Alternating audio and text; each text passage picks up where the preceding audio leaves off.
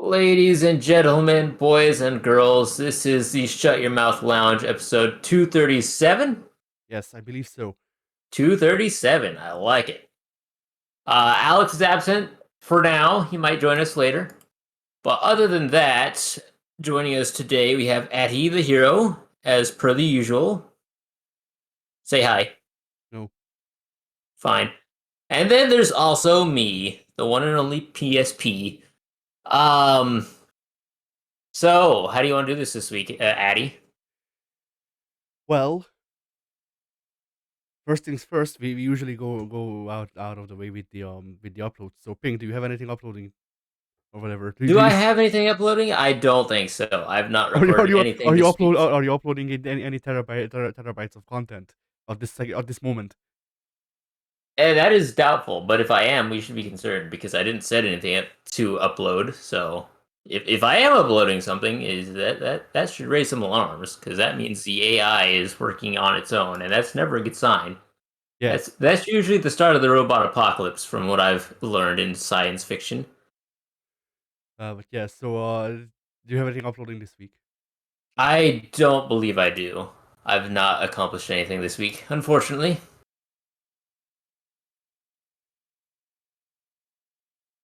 Well then, as for me, stuff is in production. Not. We'll come back to this later, I suppose. But stuff is in production, and that's more than I could say for the past 3 months or so. So hey,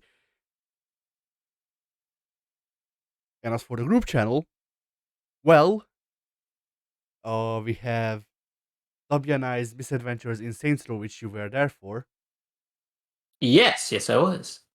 and also, I believe the first part of the one session of Armello we did, Ah, very nice.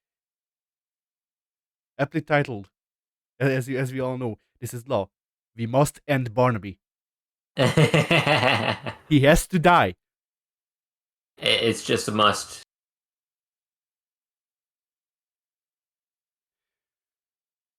But yeah, so Pink, what have you been up to? I guess. What have I been up to? Not a lot, because I had company over the weekend from last week, and that went into Tuesday, and then I thought I'd be free on Wednesday, but then it turned out I wasn't. Then Thursday came along, I didn't do anything then. And Friday didn't really do anything then. I watched the finale to Invincible, so I guess I can cap that off by saying I thought that show was very well done, very well paced. I thought it handled the what's the word I'm looking for? It handled the pacing, I guess you could say, very well. It could be a very gory show, but it wasn't just like completely over the top at all times. It had its very laid back moments, and then that would segue into the more high tension moments, and then that would go back into the more laid back moments. So it was very well done. It was constructed in a way where every scene felt like it mattered, I guess you could say.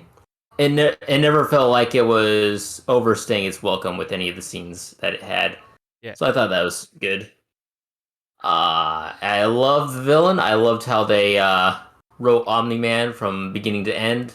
I love the main character, Invincible, the titular character. I thought he was very, very well written. Side cast was very fun. There were some exceptions that there are always going to be characters that don't always hit the mark, and there were definitely a few there that missed the mark by a wide margin, but that's typical. yeah, So all in all, I'd give this show a solid 9 out of 10 stars. yeah. You know, the only thing I know about that series is that J. Jonah is really fucking pissed. Yeah, man, he really wanted those pictures of Spider-Man, and since Peter wasn't what's the word? Pulling his weight, I suppose. He had to go out and do it himself. Yeah, What happens when Peter doesn't get those photos of Spider-Man in on time? You get angry JJ. yeah, and he fucking levels cities. Absolutely. And aside from Invincible, I didn't really do anything else this week because all my downtime was spent like playing Armello or Civilization. So yeah, not a lot done on my end. All right. Well, on my end, as the two of you saw, all two of you, Pink. No, as I showed you and Alex, I did start working on a new character sheet for the reviews because the old one was well the old one that was actually the complete character sheet was outdated, and the one that was updated was like maybe one third of a character sheet, and Right. and there's not much you can do with three expressions. So Yeah. I figured I try to make a new one. And as you saw, I did maybe finish it. Like here's the thing, and I guess I'll send it over in the meantime. But like I decided that I'm finished with it, mainly because shading all of those different things would take a while, and it also feels complete to me. But I don't know if it looks good enough to feel complete. Like it's a thing of like I look at it and I go, hey, that's that looks finished to me, but it may not Yeah. actually convey that. Yeah. So here's that. I put it into logos that tab. Oh. The logos tab. I'm that damn busy. Logos down. Oh no. Good deal. Good deal. I like it. Ah, thank you. But yeah, like I spent I want to say 3 days on making this overall, and shading it. Like the problem with the shading is that like I could go back and do the shading and just fucking like split it up into parts so it doesn't like bleed over and all that. But that would take a lot of time, and I'm not sure if it's worth the effort. Like I don't know if it would be a sizable enough difference between this and that to justify spending like another 2 days just shading. And not to mention that because of how I shade, the consistency doesn't exist. It is not in my vocabulary. Hmm. As you can see throughout all of these. Nah, only the last one I think is not like overall I'd say this is somewhat consistent except for the last one. The last one is kind of like not really like it doesn't really fit in the face, but I don't know. I can see what you're saying. But yeah, so I did this, and then I also made myself a new avatar from these because I did the sketch layer for the angry one, and I looked at it and I go, why the fuck can I not draw stuff like this when I'm actually trying to make a new avatar? So Ah, I just cut out the head part and then made it into an avatar and let me fucking find it. Where did I put it? Uh oh wait, that's also here, so I can just link it. Hey, forward thought. yeah. But yeah, I also made this, and then also made a black and white version, which I will post momentarily. But here's Ah, I like it. thank you. My favorite part of this avatar isn't even the actual avatar part on either of these. It's the fact that I could make a background that really speaks to me. Because backgrounds are my kryptonite. I don't know how to draw anything background related, Ah, and I feel like this captures an aesthetic that I was going for. Because like it's yeah, you can still see the persona influence, which is deliberate, but also like I feel like it has a very like it has a very like mid 2000s advertisement punk thing going on, and I'm fine yeah. with that because that I like that aesthetic. Yeah.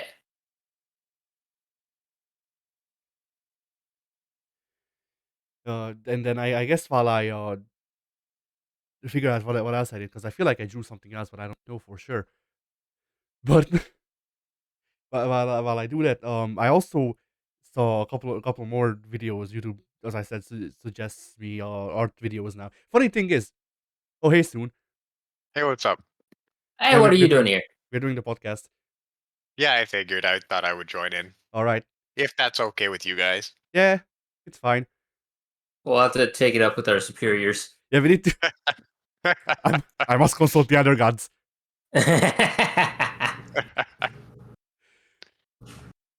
Uh, But yeah, You I were, I guess think you were saying something, yeah, Addy. yeah, I'll finish my thought and then we'll get back to you soon. Then, Get but back yeah, to me. so we'll call you back in five to 6 business days, and then you may join the podcast. Okay, gotcha. Well, I'll be waiting for the the request to enter. I don't know. Just to process. Yeah, you're waiting the appraisal. Ah, You, gotcha. you're getting appraised to be a good host. Then we're sending you off to Japan. But yeah, so the thing I was going to say is that as I told Pink last week, I want to say YouTube has been suggesting me like drawing tutorials and stuff like that. Funny thing is, for some reason, it has stopped giving me like English ones and started giving me Japanese ones. I still don't know how to speak Japanese, by the way. But the thing I wanted to point out with those is that I found or I got a like it was a news thing that they ran in Japan of the guy who makes JoJo, and it was just him like going through the process of making one of those mangas, which I know that he wasn't bullshitting because I read that manga that he was drawing in the video, and it was weirdly eye opening just how like how far I am along learning how to draw because the things he was doing were largely the same things that I do in similar manners. He just had better control over his hand because he has more experience, but that's like that's basic like logic. I think Pink might be lost. No, I follow. Okay. Oh no, I thought your internet cut out. Nope. Well, let's hope not. I heard everything you said. Yeah. But yeah, that was a nice video for me just to see that like it's like the guy that I look to because his drawings are so detailed does things very similarly to how I do,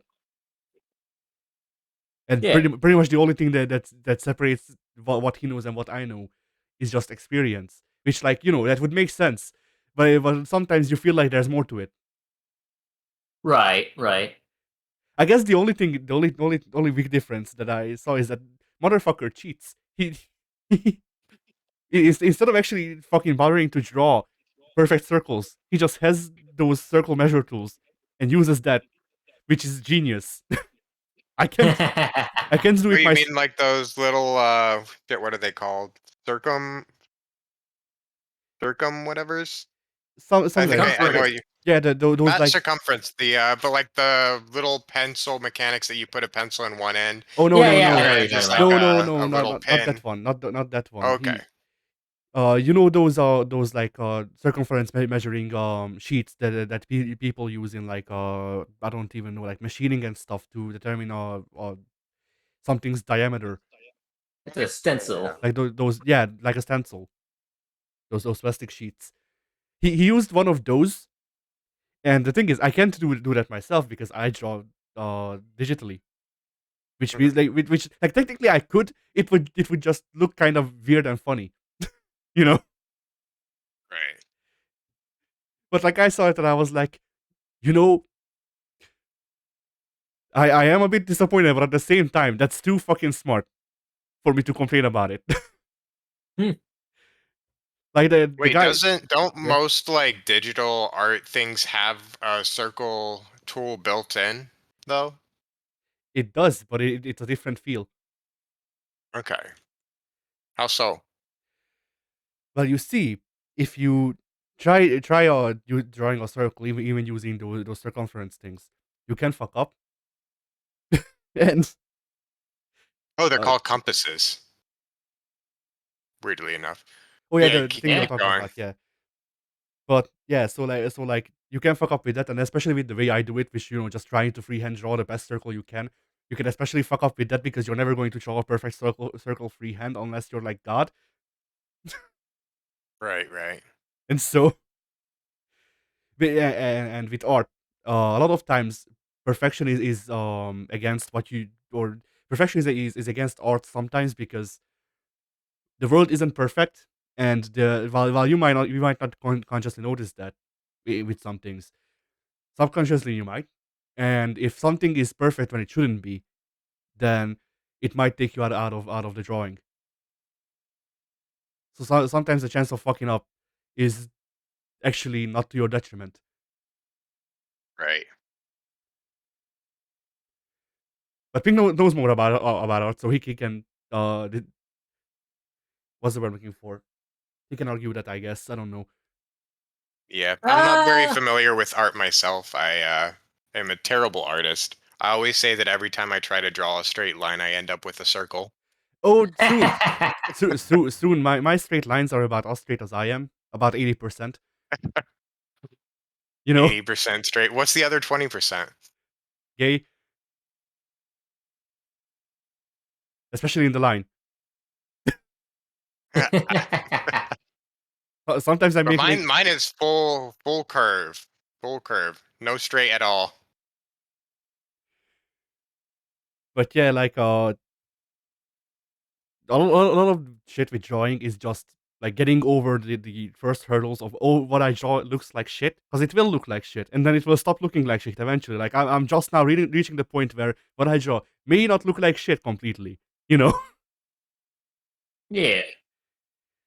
like art is trying to draw specifically, because that's what I have experience with. Trying to draw is not a natural skill. Is how I would put it. Like it's something that you can be somewhat talented at, I suppose, if you have like more or better like fine motor control than most. But as someone who legitimately has papers that he has less motor control than most people, that somewhat knows how to draw. Drawing is just fucking grinding. Drawing is the MMORPG of of skill of talents, but it's a skill, not a talent. Like if you want to draw, you draw until you draw good, or at least you draw until you feel like you draw good, and then you're satisfied with yourself, and then who gives a fuck what other people think? Yeah, that makes sense. I mean, I think most skills are like that. Like instruments, you always sound shit at first, and then eventually it just suddenly clicks, and you're like, oh, hey, this sounds kind of good, even though I'm messing up a lot. I mean, Yep. it depends, because like it, with instruments, you can't just sound like shit and then just become a punk musician. I know, because I'm trying to be one. No, genuinely though, I'm trying to learn how to play guitar because I own one. And if I once I learn how to actually play guitar, I will try to do some music eventually. I guess with art, you could always go into abstract art if you're not talented enough for real art. I Yeah. don't know, because it's once again, I I'd don't feel say like it's abstract art is about the artist equivalent of punk music. I don't know, because like the thing with, or rather, fuck. Once again, it's not a thing of being talented for drawing. It's the determination. Do you have the determination to grind away at this until it starts like falling into place or not? Alternatively, I guess with abstract art, do you have the fucking writing chops to sell nothing? Because like More like, do you have the connections with rich people to sell nothing? I don't know, because I also see a lot of people discussing abstract art and modern art online, who are like, oh, the people who don't get modern art just don't get it, man. There's things that you can see from the brushstroke and stuff like that, and like I feel like to get to that point, you also need to sell yourself a bit. And I don't mean that to the rich people with your connections. I mean, you need to be like, hey, so this is the kind of shit that I do. Here's what it means to me, and then you can do your own interpretation. By the way, I just fucking realized modern art is the Dark Souls of the art culture, because it gives you fucking nothing, but the fans make up everything about it, and then they say that it's great. Fuck. I mean, Dark Souls gives you a little bit more than nothing, but I mean, I get what you're saying. so does certain modern art pieces. Like it's on a case by case basis. Like, the the blank canvas doesn't give you a lot, but technically, I guess it can be a statement. A canvas with like a couple of splotches on it, or not that far away, to just having to read like cool shit happening for like a ring, or in like a ring's description to me. Like, yeah, I can see that things are in these splotches, in the same way that I can see that cool shit might have happened in this world. At the same time, I ain't seeing it. Like, that's not what's in front of me. Right. Yeah, yeah. With Dark Souls, you kind of have to like look over all of the compilations of everything that's ever been written or said in the game, and then you'll figure out like what the story they're building is. But that's a lot of work for a game to have to do research just to understand what's going on. So yeah, I get what you're saying. Yeah, like that's one of the reasons I don't like Dark Souls, is that because like I'm not seeing that the way the story is told is inherently bad. It's just it just goes wildly against my taste in storytelling. And Makes so, sense. and like this means that there's nothing for me to enjoy in Dark Souls, because I feel similarly about the combat, in that the difficulty isn't even that difficult, and what difficulty is there is not the kind of difficulty I enjoy. So Right. Yeah, it's mostly just like it's honestly more like a rhythm based game than it is uh like a fun combat game, you know? Dark Souls is very similar to fighting games, I'd say, but like not Kind of, like yeah. okay, Dark Souls is like Samsho 2. Samsho 2 is the slowest, most well liked at least, the slowest, most methodical fighting game where legitimately two hits can kill you, and like everything tries to reflect that. Yeah, it's all based around positioning and spatial awareness and that kind of stuff and figuring out your opponent's moveset. Yeah. So Dark Souls' combat is like Samsho 2. Now here's the thing: I like Samsho 5 Special, which is a similar experience to Samsho 2 but faster. So what I'm trying to say is that if I actually gave a shit about trying to beat Dark Souls, I could beat Bloodborne, because that's that's kind of like the Samsho 5 Special. I just also like, Yeah, yeah. it's just once again also a thing of like, there are so many games that I would like to play, and Dark Souls games usually take a while, and they also like there's nothing there's nothing to really latch onto for me, because it's like I think I said this to Mike recently, but make your own fun games don't work for me, because I can just like not play video games and make my own fun. I have an imagination, so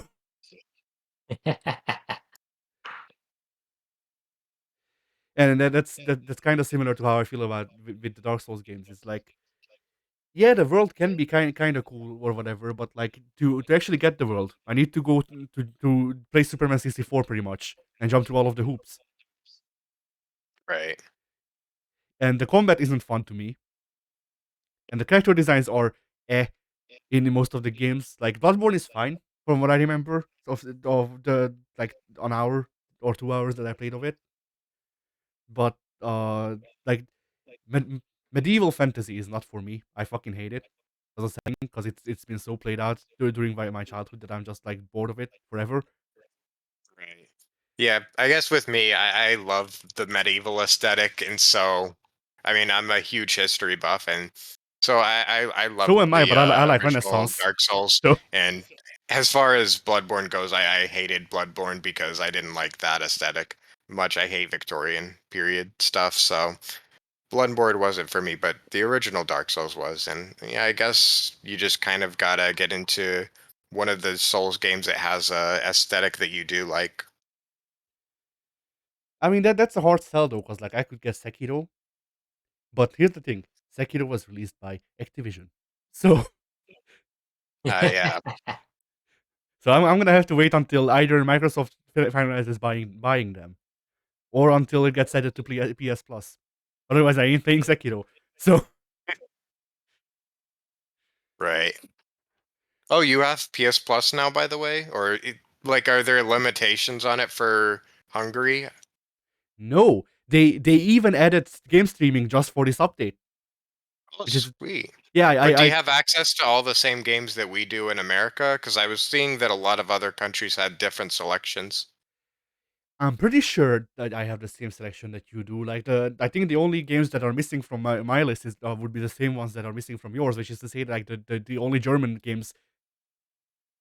Because I saw like a list of literally all of the games that are on PS Plus, and there were like 5 games that are just named in German, and I don't see those in my PS Plus. Right. Yeah, I know that like in Hong Kong, China, and Japan, there was a completely different selection of games that were a lot more limited than what we have in America. Like they were missing, I think like 100 or so games from what we have. Ah, But yeah, that's cool that but you got your streaming finally. How is internet in Hungary though? Can you do the streaming? yeah, internet in Hungary is probably better than there. Okay, that makes sense. Like Yeah, my girlfriend, she's yeah. from Romania, and Romania has like some of the best internet in the world, and they're just like right next door to you guys. Yeah, I don't think I wouldn't go as far as to say that like our internet is like one of the best or whatever, but definitely more fucking consistent than yours seems to be, just judging by the pink and W's connections. Right. Yeah, but they're out in farmland, nowhereville. That was accurate for a while there. Yeah, but routers tend to be pretty bad in America. They don't have the best connection. Usually Ethernet is the way you have to go. Yep. Yeah, I fucking heckled Pink about buying an Ethernet cable until he bought like a 50-foot one to wrap his house in. 100 foot. Yeah, 100-foot one to wrap his house in. Internet is Nice. everywhere and nowhere all at once. Has the Ethernet fixed your issues mostly, Yeah. Pink? Yeah. Nice. Nice. Yeah, routers tend to just suddenly lose connection for no real reason sometimes. Hmm. But yeah, so I guess I'll move over. So soon, anything coming out on your Yeah. channel? I might post a meme video from Monster Hunter or something. I don't know. All right. Sometimes I just have something happen in my games and so I post them to my channel, but probably not. Yeah, I've been thinking about starting like posting to Twitter again, just because Twitter is my suppository or not fuck my depository or whatever for just like game glitches and whatever, like Right, dumb stuff right. that I encounter, and like glitches didn't stop happening. I just my anxiety got too bad and I just stopped posting. It's great, but yeah. And I guess did you do anything interesting in the past I don't know how many weeks? I mean, I've done a bunch of interesting stuff. Yeah, I've been watching a number of shows. Like The Boys just finished their third season yesterday, and that was a really great season. The final episode was a little bit more iffy, and I think most people are in agreement about that. But like the first 7 episodes are like some of the best that The Boys has done so far. So The Boys was a lot of fun, and then I've been playing Monster Hunter World and Monster Hunter Rise, switching between the two of them, and that's been a lot of fun. Finally getting to play through Iceborne. I bought that expansion pack a while back, but never got a chance to actually play it because I needed to transfer my save data from my PS4 to my PS5, and just never got around to doing that. So finally going through that, and it's been a lot of fun. That's nice. Yeah. So did you see the? Can you confirm in Rise if the girls lay eggs or not? Because that's the only thing that I know about that game. The girls? You mean the Wyverians? Maybe I don't know. I know that there's like dragon girls Are that you people. talking about like Hanoa and Minoto? I don't fucking know, The dude. girls with the I elf ears? I don't know, dude. Like I think they probably do lay eggs. That sounds like something that would happen with the first Wyverians or the Wyverians. I'm making a meme because of fucking like for the longest time the only thing I heard about Monster Hunter Rise is that apparently people were arguing about whether or not the dragon girls, whoever they are, lay eggs or not. Okay, yeah, that would be the Wyverian girls then. And yeah, they probably do.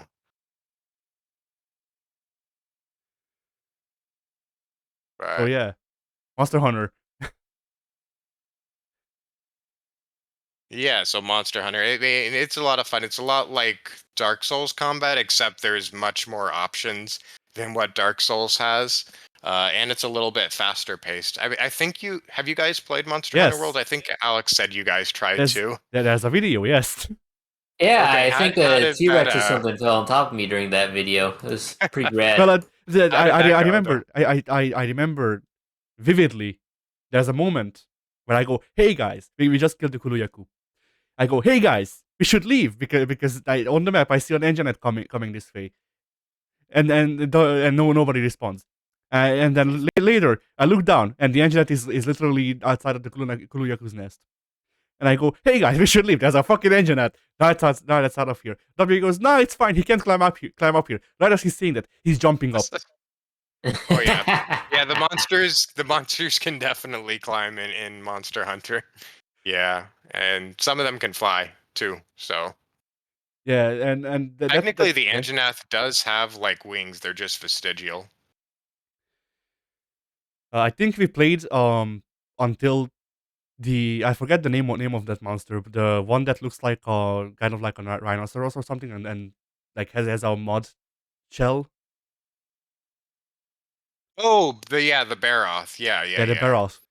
Yeah, we played That's on pretty early in the game still. Yeah. that's all that that Pink and W could stomach. Huh. Like the I'm W surprised Dubs didn't like it because it is a lot like Dark Souls on a basic level. the W was Uh, the one who rage quit. Like Pink okay, wait, why did he rage quit though? because of the barrels. The like it kept doing defense curl. The Oh, Barret did. huh.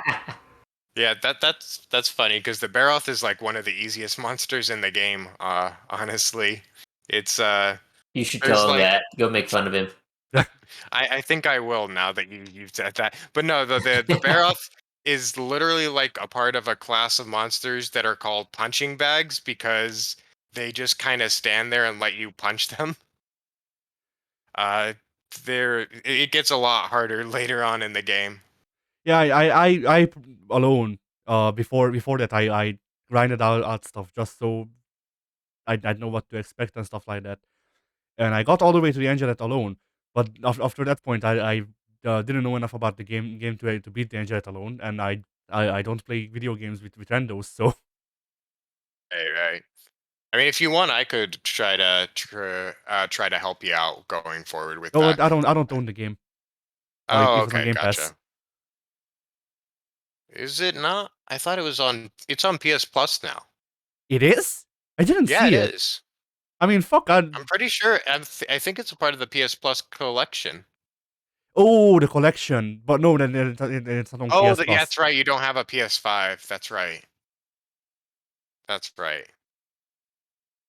And yeah, I don't think it's on Game Pass, and it doesn't have crossplay anyway. So, I mean, I don't have a working Xbox anyway, so even if it was on oh, Game right, Pass, right. it wouldn't matter. But yeah, I find Monster Hunter a lot of fun. Uh, it can be a bit grindy once you get into the late game and have to fight the same monsters over and over again to get their equipment. But otherwise, it's just a lot of fun learning the monsters, what their move sets are, and how to work within the limitations of your specific weapon. What weapons did you guys end up playing with? Do you remember? I do. I remember I had like a bagpipes or something. Yes. Oh, the hunting horde is very hard to play with. Mm. That Yeah. might be the most difficult weapon in the game to play.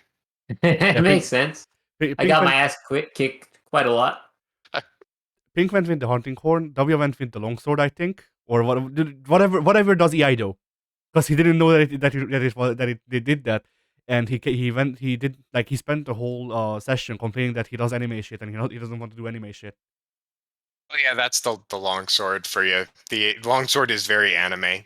Yeah, so he did that. I went with the daggers, whatever they were called. Yeah, dual Yeah, blades. dual blades. I went with those because I didn't like any of the weapons, and I was like, well, might as well be fast. Yeah, the weapon I tend to gravitate towards the slower weapons like the hammer, the great sword, and I played Gunlance as well. Gunlance was a lot of fun. It makes the game way too easy because you can just block literally anything that the monsters throw at you, and you don't have to move at all. So it's basically impossible to die unless you just get too greedy. And then you also just have a gun on your lance, and you can just blast monsters to hell. So Nice. gun lance was a lot of fun, and great sword is pretty difficult. It's got very easy combos. You just kind of hit triangle, triangle, and then you hold triangle to hit a big triangle.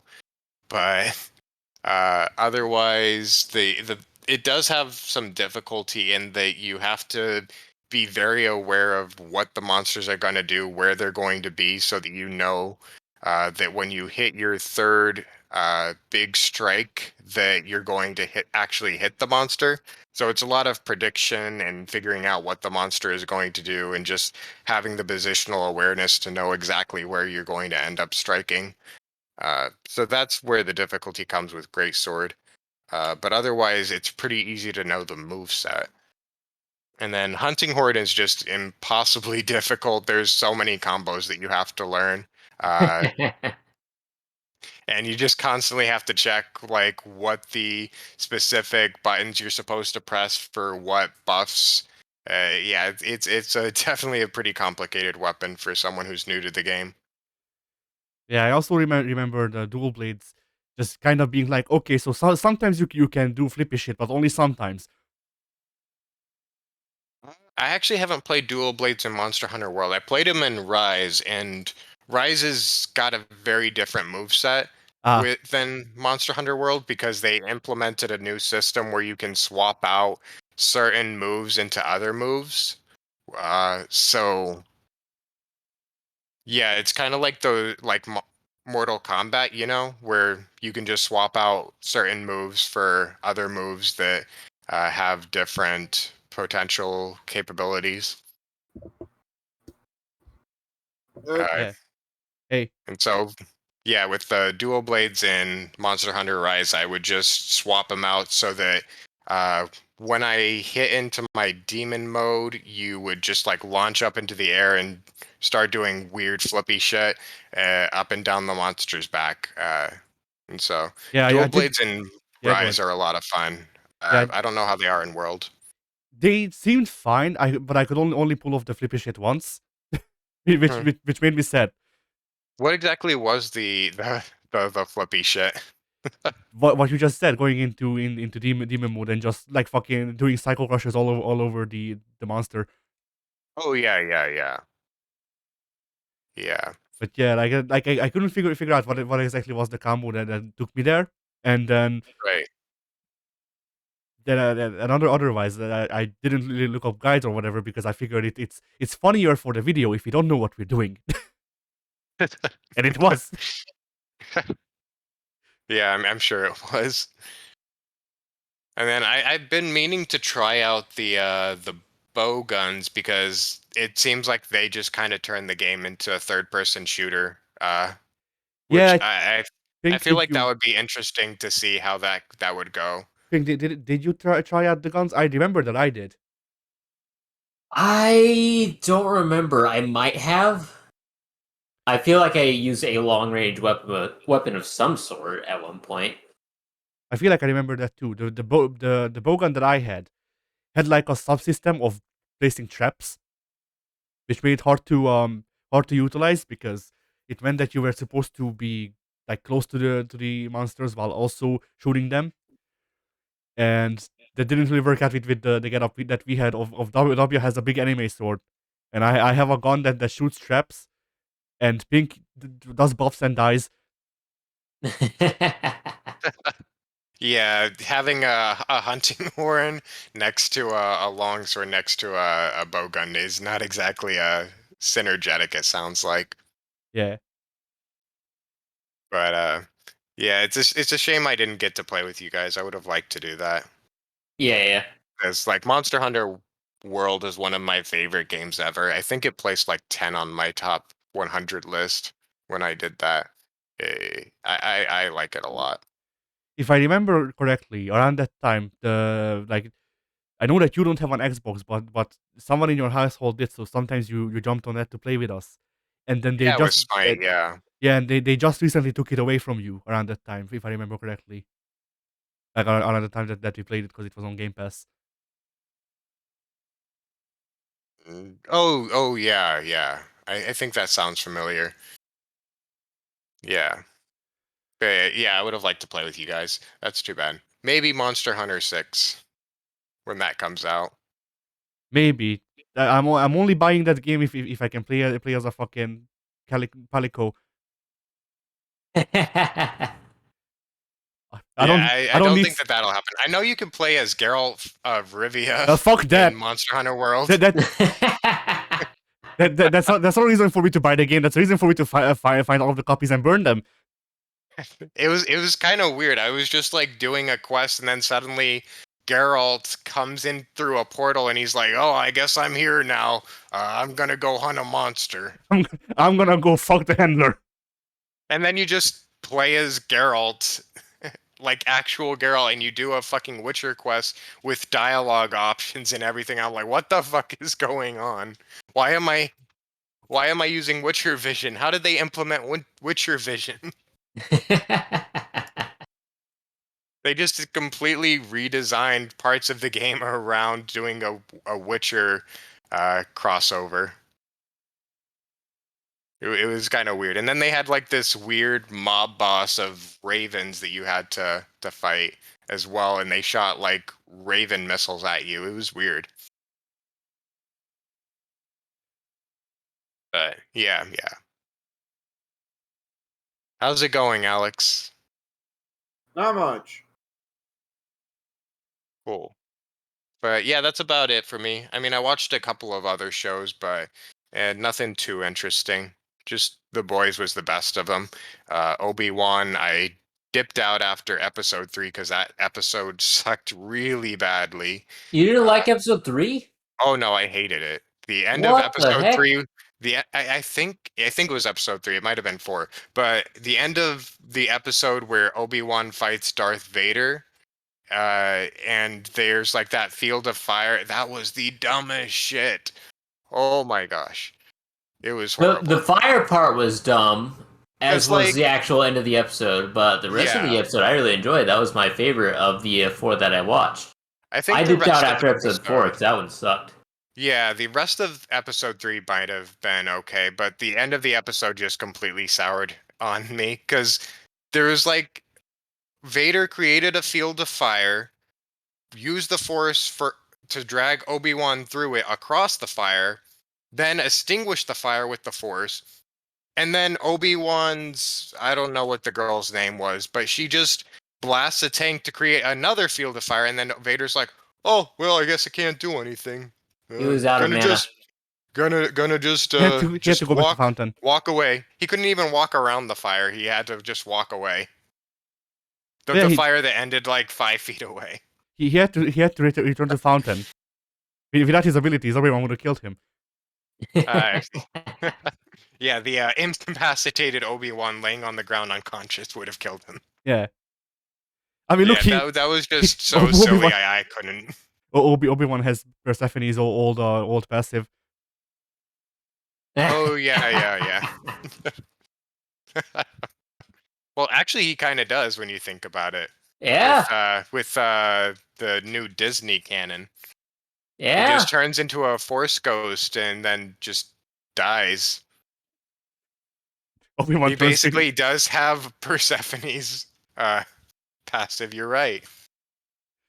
Or no, that was Luke, not Obi-Wan. That was Yeah. Luke. I'm dumb.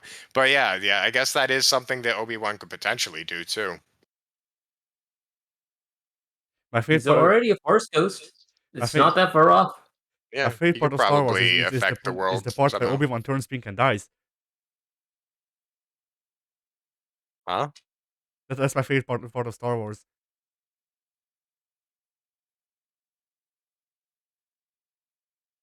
It was a cool episode.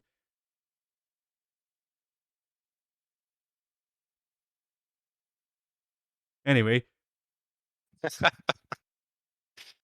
But yeah, I guess that's about it for me. all right. Who wants to go next? Well, I was in the middle of my week, so I guess I'll continue that. So let's see. Well, last week I said that there's no way I'm playing through Final Fantasy IX. Here I am this week, having beaten Final Fantasy IX. Sweet. Yeah, Which one was Final Fantasy 9? Vivi. Zidane. I don't know who that is. I don't Steiner. know who that is. Fucking. I don't know who that is. I don't know anything. It's the Final Fantasy that was trying to go back to the classic style after 7 and 8 had made things so edgy. It was the one that was like, let's do Final Fantasy 5 again. Oh, I think I know what you're talking about. Was that the one with like the I don't know how to describe him, but the generic blonde-looking protagonist that looked like an 8-year-old? That's half of the Final Fantasy Yeah. games. But yes. I that's why I was having a hard time trying to describe it. He looks like an 8-year-old because the front cover art of the game is done in a kind of chibi style. No, that's the entire game for some fucking reason. Oh, So SF8 was the one that was an MMO, right? No, that was 11. Or was No. that 11? No. that was 12? No, 11 was the MMO and then 14. 12, I literally have a Okay. copy of 12 next to me. It's a single player game. Okay. But yeah, Final Fantasy IX is a game. No, I don't. One of the games ever made. Yeah. Like, here's the thing. Final Fantasy IX is simultaneously better and worse than 7 because it depends on what you're looking for. Final Fantasy Oh, I IX. was thinking of 10, sorry. I mean, See, it's really hard to describe the protagonists Like, of here's the Final thing. Fantasy because they all have the fucking same style. Yeah, like Final Fantasy IX's main characters looks the same as Final Fantasy 10 and 10 2s, which is the same guy, I think. Also looks the same as the one in Final Fantasy 12. And I think those are the ones that look the same. But still, it's fucking weird that they went for the same. He still looks like the protagonist of Final Fantasy 13. Final Fantasy 13 just had boobs on top of it. Well, yeah, and her hair was pink. That's different Was it? enough. Yeah. Oh yeah, you're right. It was pink, but sometimes it looked blonde. But yeah. But otherwise, she looked the exact same hairstyle and everything. So yeah, like Final Fantasy IX has an actually like coherent story. I can tell you what happened in the game's overarching story. The character moments, for the most part, suck dick. On the contrary, with 7's story sucks ass. It is not good. I can barely tell you what happened in 7 because I was so tuned out of the overarching story. But the character moments actually work. Like the character interactions in the game are good. Yeah, I'd agree with that. And The overarching narrative of 7 definitely wasn't the best, but yeah, I agree. The character moments were pretty good in that one. I mean, I'd say wasn't the best. Is underselling how bad 7's story was. But then like one of the biggest things for me is that I legitimately cannot tell you an actual chronological thing of what happened in that game because I couldn't pay attention to it. Well, I Like- mean, to be honest, you can't really say I wasn't paying attention as a flaw for the game. Yeah. Because, That's well, the that cinema could- that could- sins. The cinema sins criticism. well, and at the end of the day, while that you could say the game is boring or the game lost me, therefore I stopped paying attention, and that can be a sign of like, well, there must have been something bad there. It also could just be that you had other things going on at the time or you were going through something, you know? Yeah. I guess that's so, true. but like it legitimately is a thing of like fucking Cloud is introduced in 7.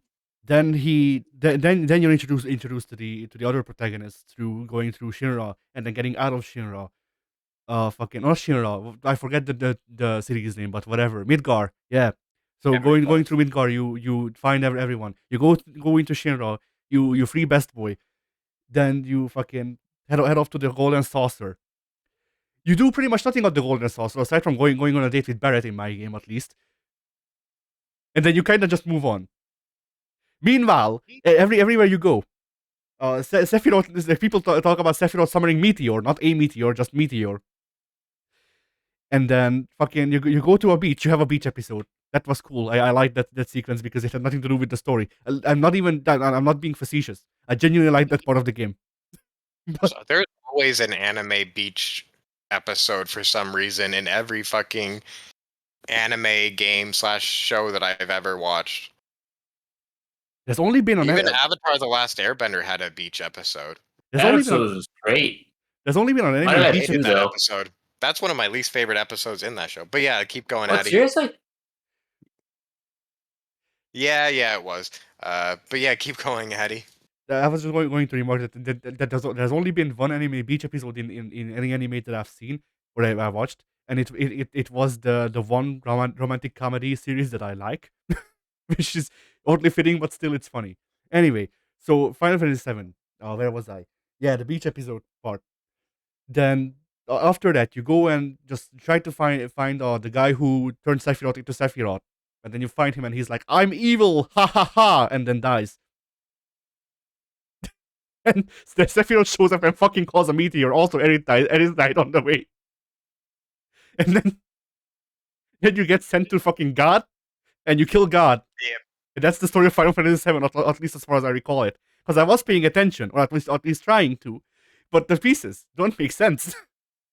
Yeah, no, I 100% agree. They go from like being environmental terrorists trying to blow up a power plant in a city, then they, I don't know, go run off to fight the corporation, and that's where they find Red, and from there they also figure out that there's like God being held hostage or something or No, other, not God, or Sephiroth's being mom. observed. Sephiroth's Oh yeah, mom. Sephiroth's mom, but she's like an angel or something that has a relationship with God. At least that's what I Yes, and remember. something like that, and the Sephiroth eats both his mom and God to become super God. Yeah. Uh-huh. And yeah, that's the plot of Final Fantasy VII. Final Fantasy 7. Yeah. 9, on the other hand, like during all this though, you get some cool character moments of the characters interacting and developing as characters. I just said character like 15 times in that one sentence. Cool. Yeah. All But- I know is that Legend of Dragoon is better than anything Final Fantasy has ever made. Isn't that game like fucking Space Harrier? What? Am I mixing it up? There was a game with Dragoon in the title that was just Space Harrier. Panzer Dragoon. Oh, that's the one. Okay, Yeah, then never you're mind. thinking Panzer Dragoon. Then never No, mind. Legend of Dragoon is basically just Final Fantasy, but good. Yeah. I mean, it doesn't That's the tell me best way much. to describe it. That doesn't tell me much because that can mean it's old Final Fantasy but good, or it can mean that it's new Final Fantasy but good. Old Final Fantasy, but good. Like, it has the same turn-based combats, although it has an additional system on top of that where there actually is some amount of skill that's required. It has like certain timing mechanics that help you. Oh boy, hit bigger numbers. I'll come back to that. Yeah. To that idea. Okay, Yeah. so Final Fantasy 9, just so I can get to that point. Final Fantasy 9's story is mostly about identity and stuff like that, which is fine. Like Vivi should have been the protagonist because Vivi is the one who is like the big identity guy in the whole game. And then there's a Shyamalan twist that makes it so everyone has identity problems now. Well, or at least both the protagonist and Vivi. But aside from that, like it's a thing of like with Final Fantasy 7, I didn't like the main story because it felt very disjointed. But I liked the characters, and the characters made me stick around. In this game, it's the exact opposite. I liked the overarching story, or at least I was intrigued in where they're going with it. Legitimately, the only character I think I liked in the whole game was Vivi. So, because like Zidane is a fucking like a skirt chaser, thief man, and he is like he might as well be a walking cock. Steiner is just fucking royal guard. That's it. That's his character. That's all he is and all he ever will be. There is some character development for all of these characters, but not enough with some of them because Steiner doesn't just doesn't really stop being the royal guard until literally the last cutscene of the game. Heh. Garnet or Garnat, I forget how, I don't know how you're supposed to pronounce her name, but whatever. She goes through character development, and she was all right. She was very like, the thing is like, the way she develops as a character is kind of cliche, at least now. I don't know how it was around the time of release, but even still, like she out of all of the characters, she was the most tolerable out of the characters who weren't Vivi. Then you have the obvious little girl is in love with the protagonist, who is obviously too old for her.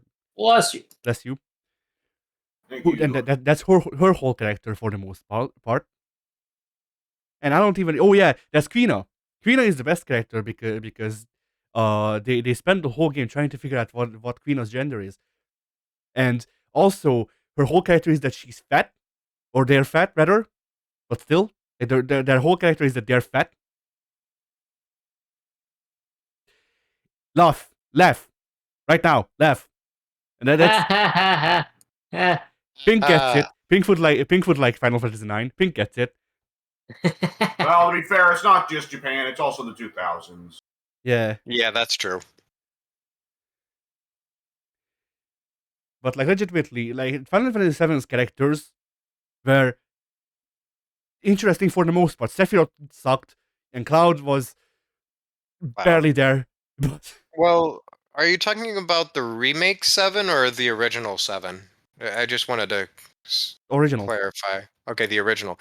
I thought Cloud in the original was actually not that bad, honestly. I mean, It wasn't until the rework of him into being Edgy McEdgeface all the time that he became kind of lame. I mean, But in the original, he had like a did you sense even of play the humor and remake stuff. though?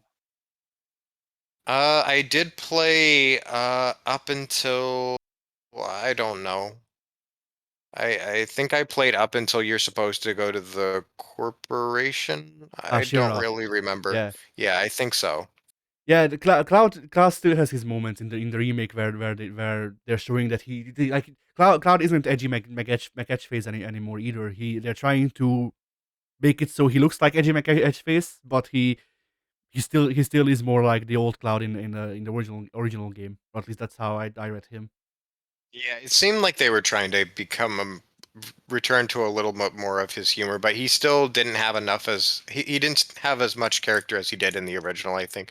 Well, The yes, but original like he actually did have a decent amount of character. yeah, yes, but you also have to compare 7 remake to only the time spent in Midgar, and Cloud didn't have a whole lot of character in Midgar either, or in the original Midgar either.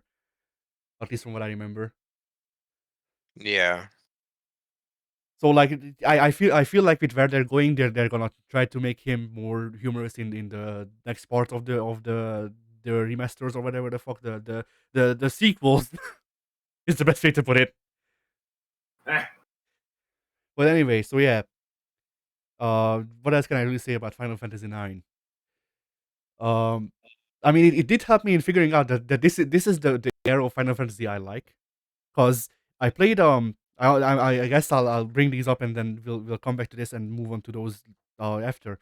But I did play 8 and 12 as well, and like a part of Final Fantasy's charm as a series to me is the Resident Evil camera with the painted backgrounds and the tank controls, or what sometimes feels like tank controls even though they're not.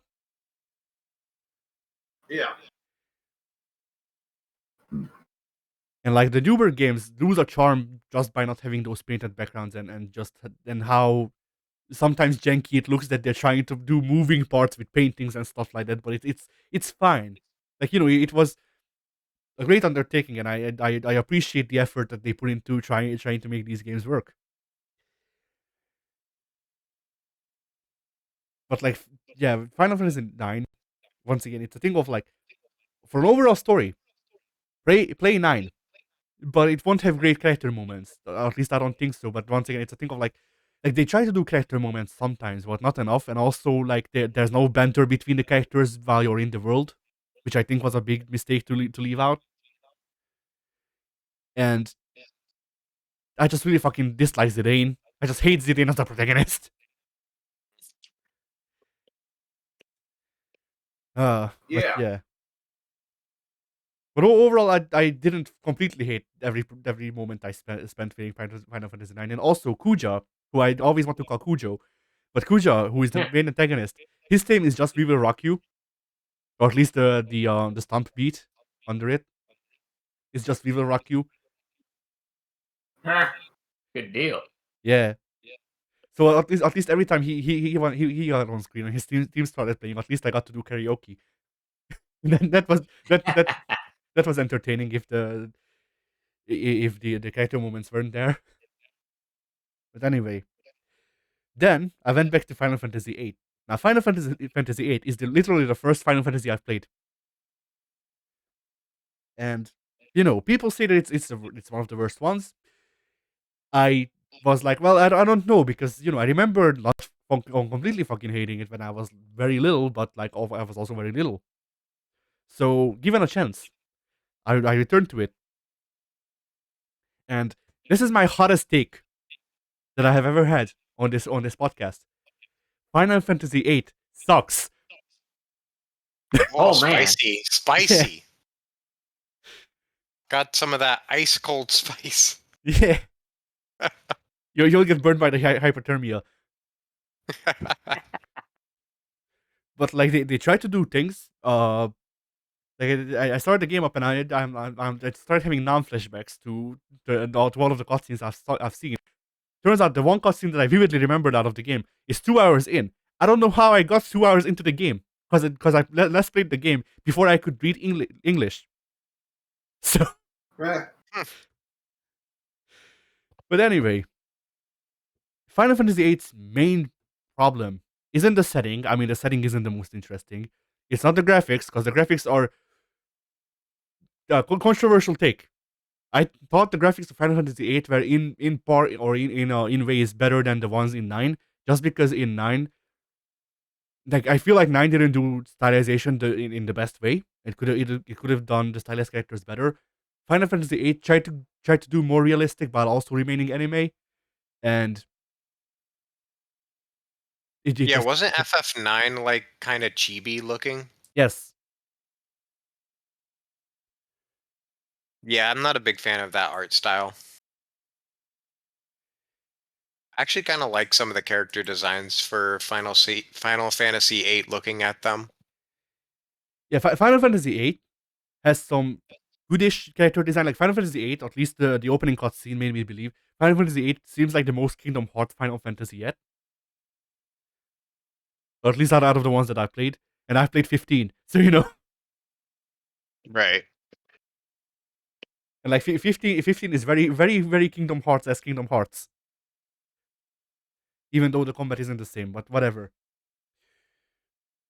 I hated 15.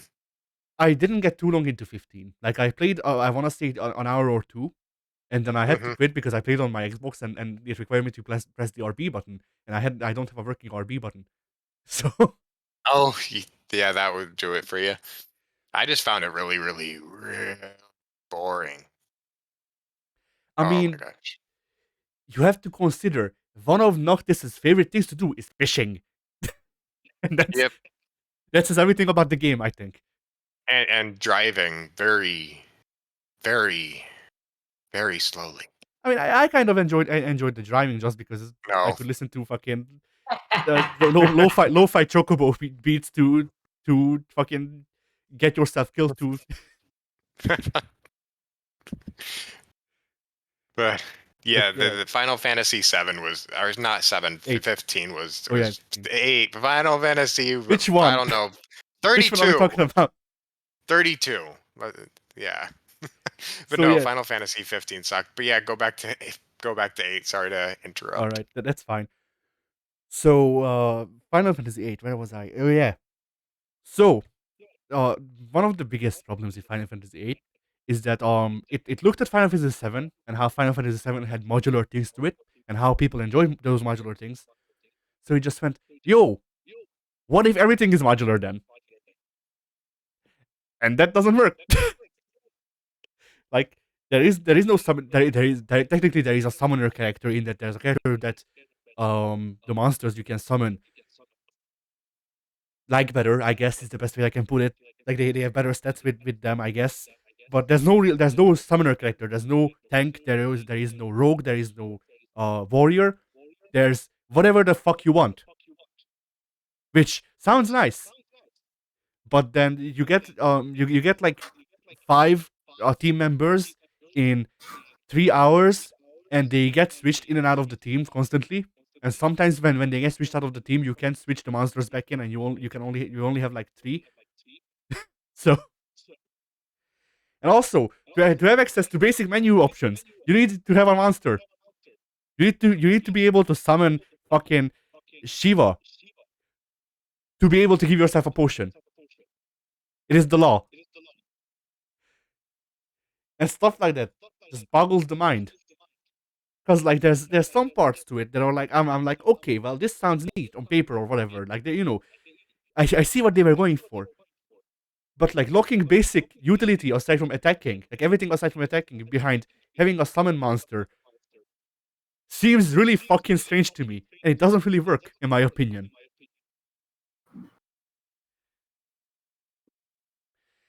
And then what else do we really to fucking point out with this? Oh, there's the tutorial. I've spent like 4 or 5 hours playing the game. I didn't get out of the tutorial apparently, and Dang. Eh, yeah, and I found this out because there's an enemy. Like this is the thing that I really fucking hate in RPGs. When they're like, here's an enemy that you could beat technically. Maybe they'll be tanky, but you could beat them. So what if I just increase their health to infinite until you do my tutorial? And the best part with this game is that usually when they do that, it's a tutorial of like a basic, basic game mechanic or whatever. But the setup for basic game mechanics in this game allows you to miss the setup. So if the game wants you to do the tutorial for putting an enemy to sleep, and you didn't buy the sleep card, which you need to have the sleep magic, then tough fucking luck. You just wasted all of your time, because they will never die. And the game just loves doing this.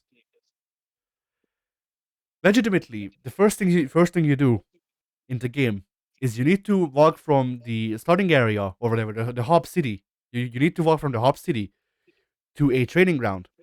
And on the way to the training ground, you have nothing, by the way. Like the game is still very much just introducing the basic combat mechanic and stuff like that. On the way to the training ground, you can get attacked by an enemy that has nearly infinite health, at least to your level. Nearly infinite health, who only quote unquote dies if you put them to sleep. And I'm pretty sure you have no fucking means of getting the sleep spell by that point. Also, the game has a fuck ton of tutorials where it just takes the control away from you and just shows you the menu, and he's like, hey, can you read that this says use? If you press use will use the item. But it doesn't explain stuff like how there's a real-time fucking how in combat you have to press buttons with rhythm to do more damage. It took me 3 hours to figure this out because the game didn't tell me. And like it's basic shit like that. The only reason I know how to flee in the game is because there's one mission in the game. By the way, still the introductory part. There's a mission in the game where you have to run from this giant crab mech that doesn't die. You need to hit it until it collapses, and then you run away, and it just gets back up and it follows you. And that you do that like 4 or 5 times, and then that part of the game is over. Like it's a thing of like I'm fine with some obscurity and stuff like that for the information for the more exotic parts of how the game works. And like I'm fine with sometimes sacrificing enjoyment of the player for story purposes. But with how modular the game is and how much it has to take control away from you to point out basic like logical things, And like what I'm trying to say, and can formulate the words for, is that the game, like if the game did one of these things, I could forgive it, but it does all of these things at the same time, and I just couldn't bear it. Like if it did one of these things, you would be like, all right. If it did two of them, then the game would already have like a major flaw. It does like 3 or 4 missteps at the same time that are really bad. Yikes. Yeah.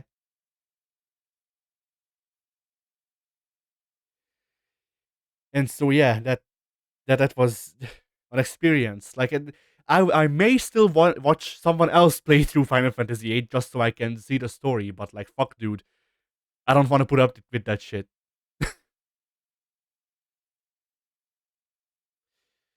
And then Final Fantasy 12. Uh, I played the intro to this game too many times, and just the thought, or like legitimately, I booted the game up. I watched the intro cutscenes, all 4 of them. By the way, every intro cutscene is at least 10 minutes, but like the active battle system in that game sucks. Like that's pretty much it. Like I remember getting far-ish, at least compared to me, far-ish into the game on PS2, until my PS2's disk drive decided that it don't want to read this no more. But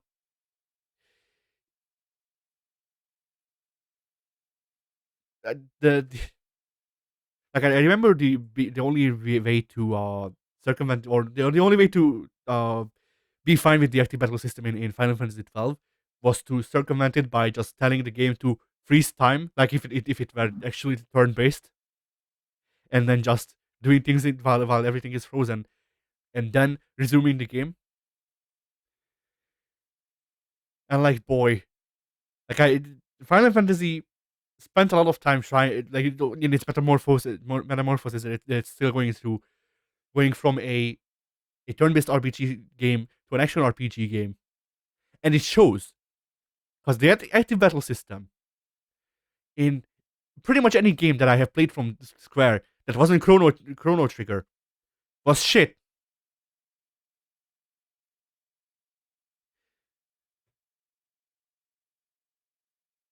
And 12 is no different, I guess. Yeah. Okay, did you know I used to make video game reviews? Heh. As you can tell, I am very verbose. But yeah, like that.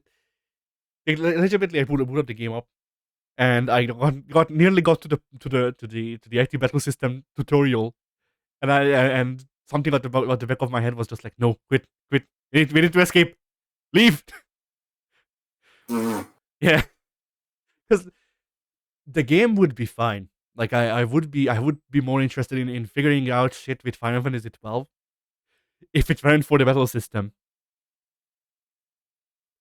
Because like once again, I pushed through with it once to fairly deep in, at least compared to my previous efforts to the game, just because I wanted to find out more about the story and have more experience with Final Fantasy as a series.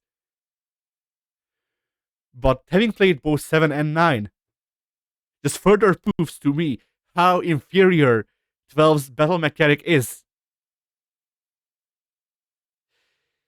And it's just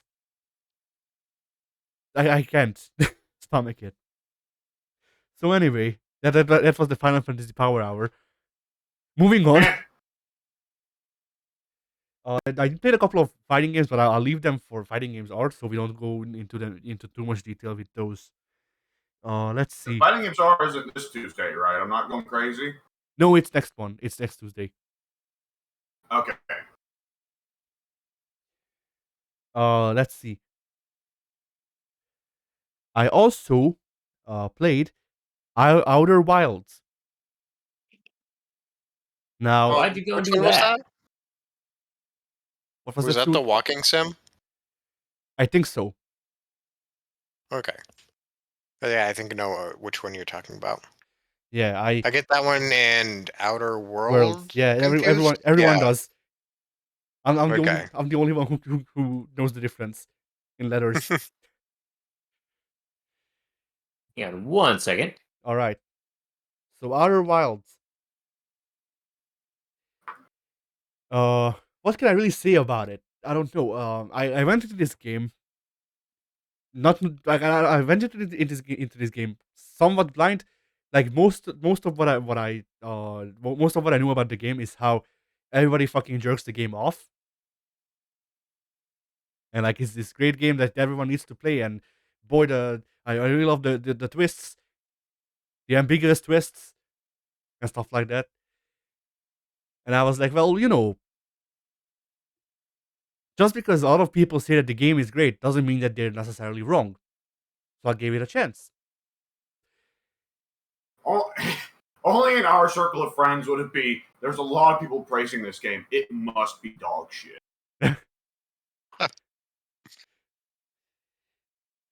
I mean, after Skyrim and Undertale, and Undertale's a low ball, like, or not even that low. Like Undertale's fine.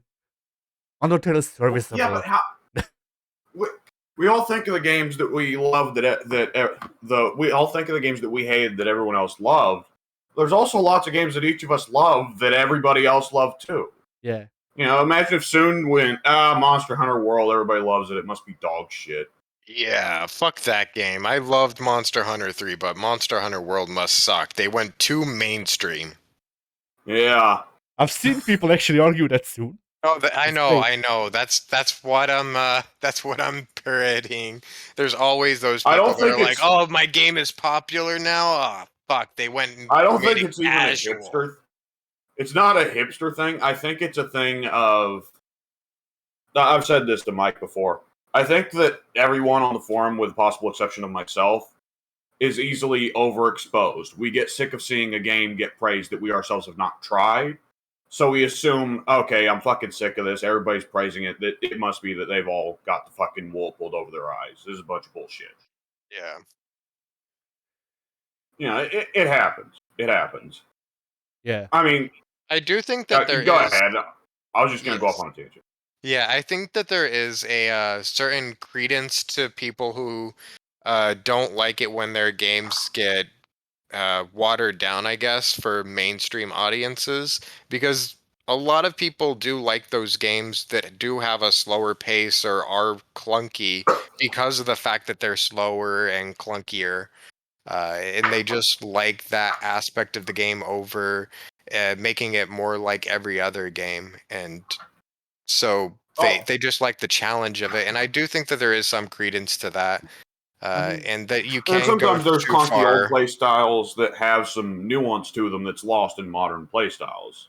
Yeah, exactly. Yeah, and not I'll only admit that, like, ordinarily I try not to be that kind of guy, but I'll admit that with Resident Evil 4, one reason I'm not very excited at all about the remake is the original Resident Evil 4 had a very clunky playstyle, but once you got used to it, it felt like you could do more with it. Mhm.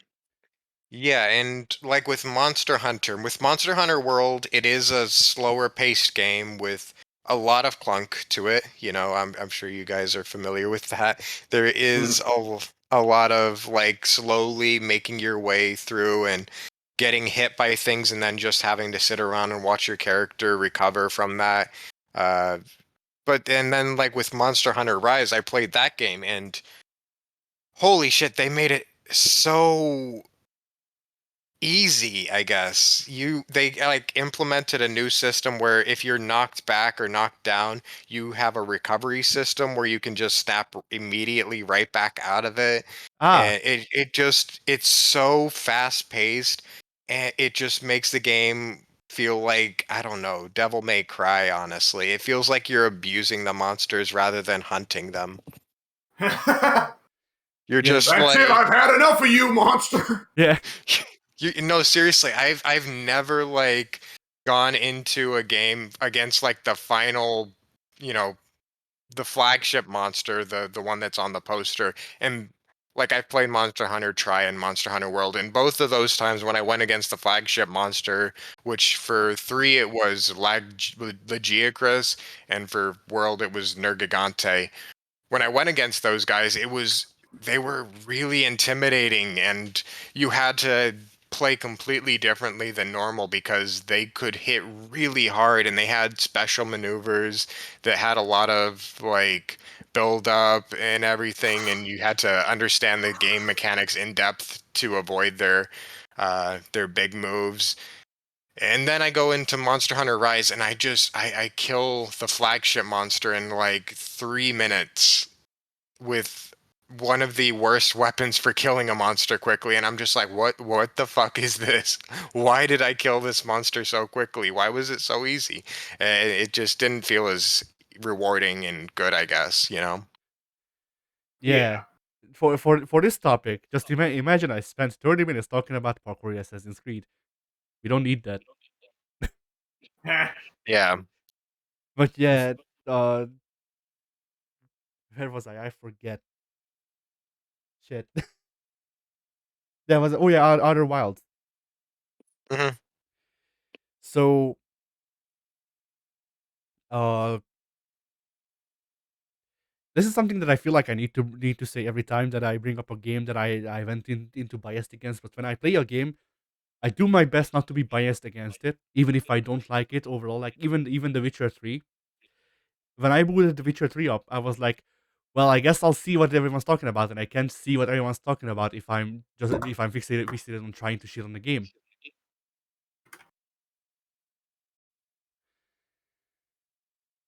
And so because of this, or I guess as a side thing to this, I usually go into games, even the ones that I'm going into, think I won't enjoy them with an open mind.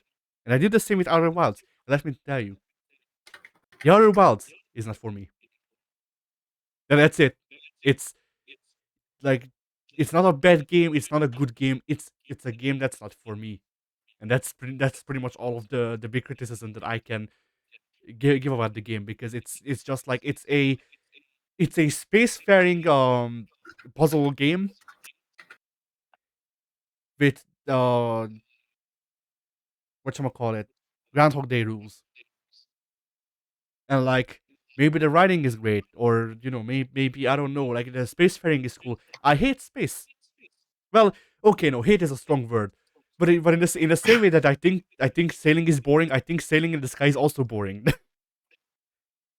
so so like the space games don't interest me all too much.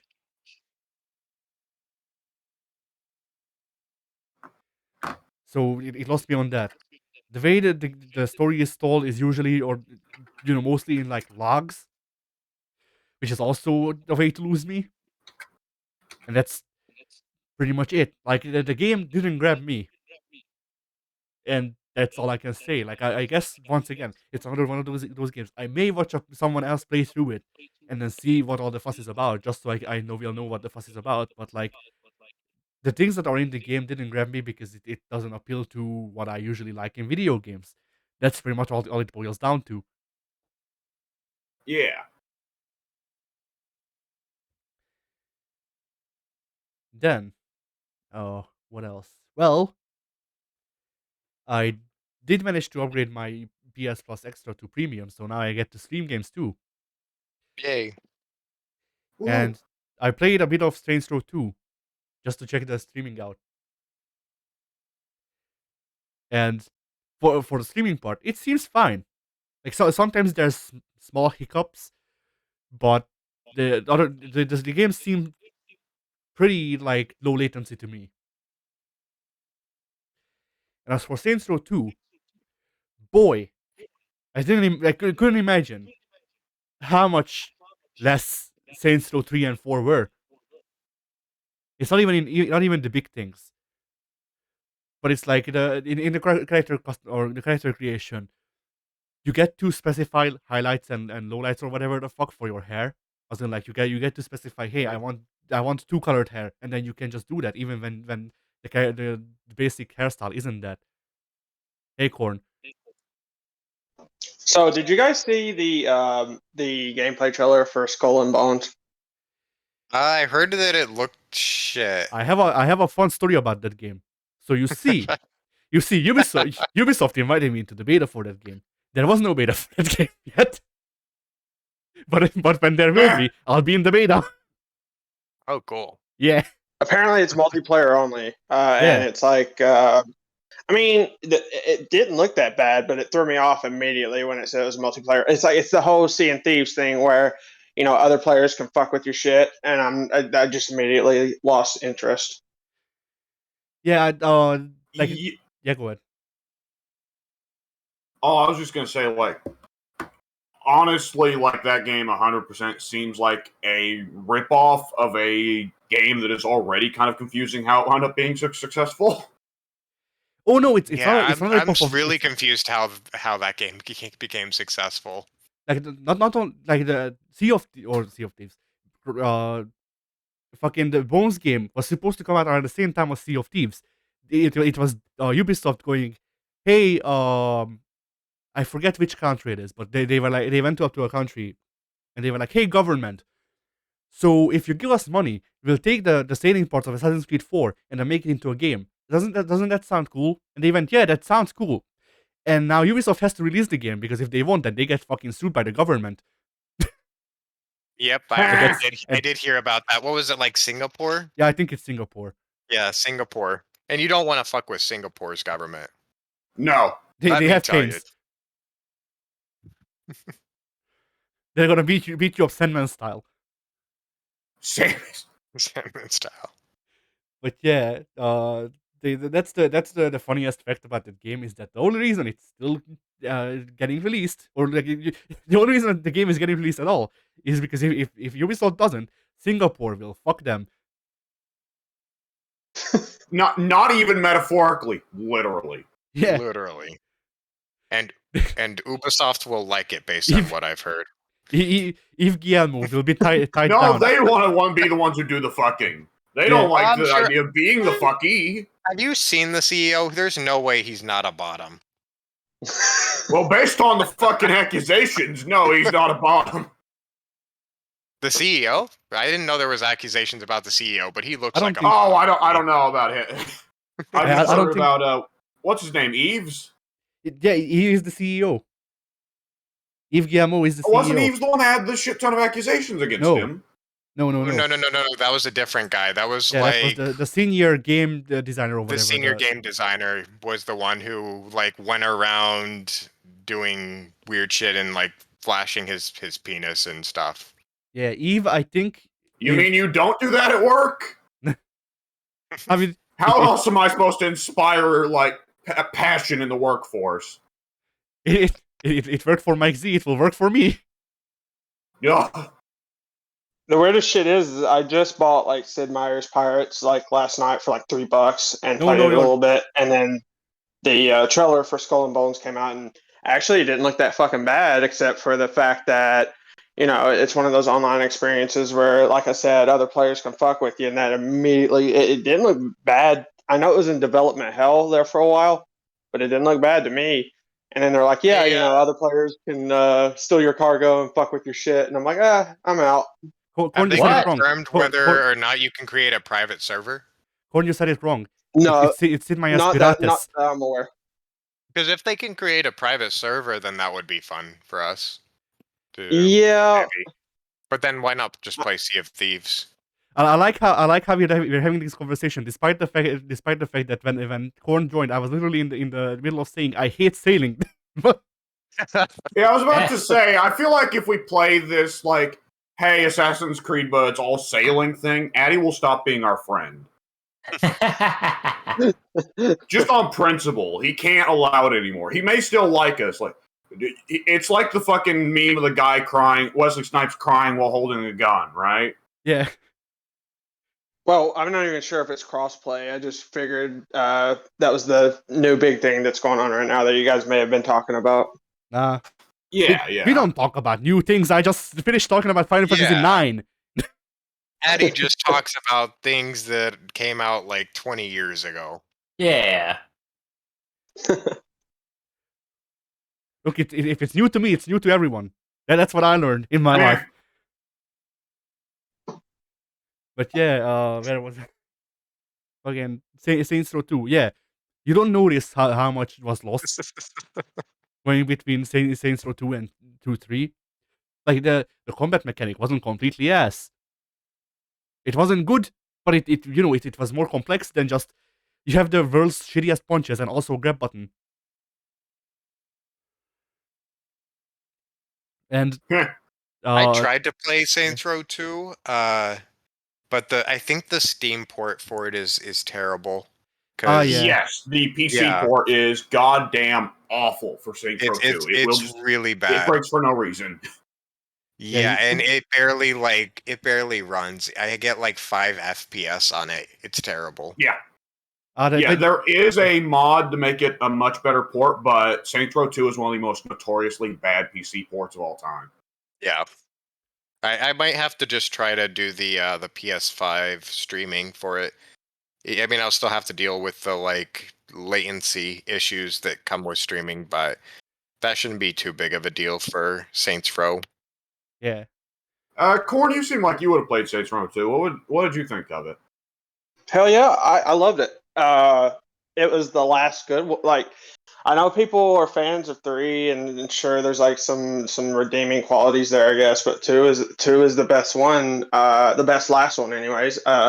Actually, it may have been the best one overall because 1 was pretty rough. I remember getting 1 like back in the day and being super impressed with it. I was like, wow, because it was like the first game I played on the 360, and I was like, wow, look at these graphics, look, this is crazy. And but looking back now, like I tried to play it recently, and it's one of those situations where you're, you're like, why was I impressed by any of this?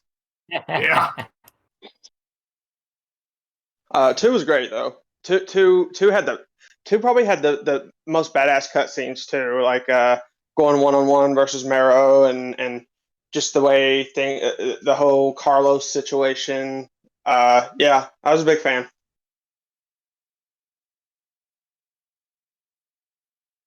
All right. Yeah, I'll need to try it on PS5 then, because I just can't play the PC port. It's impossible to play that one. Yeah, my biggest issue with Saints Row 2 so far is that it's Saints Row, and that means that it feels like jank. Like controlling it feels like jank.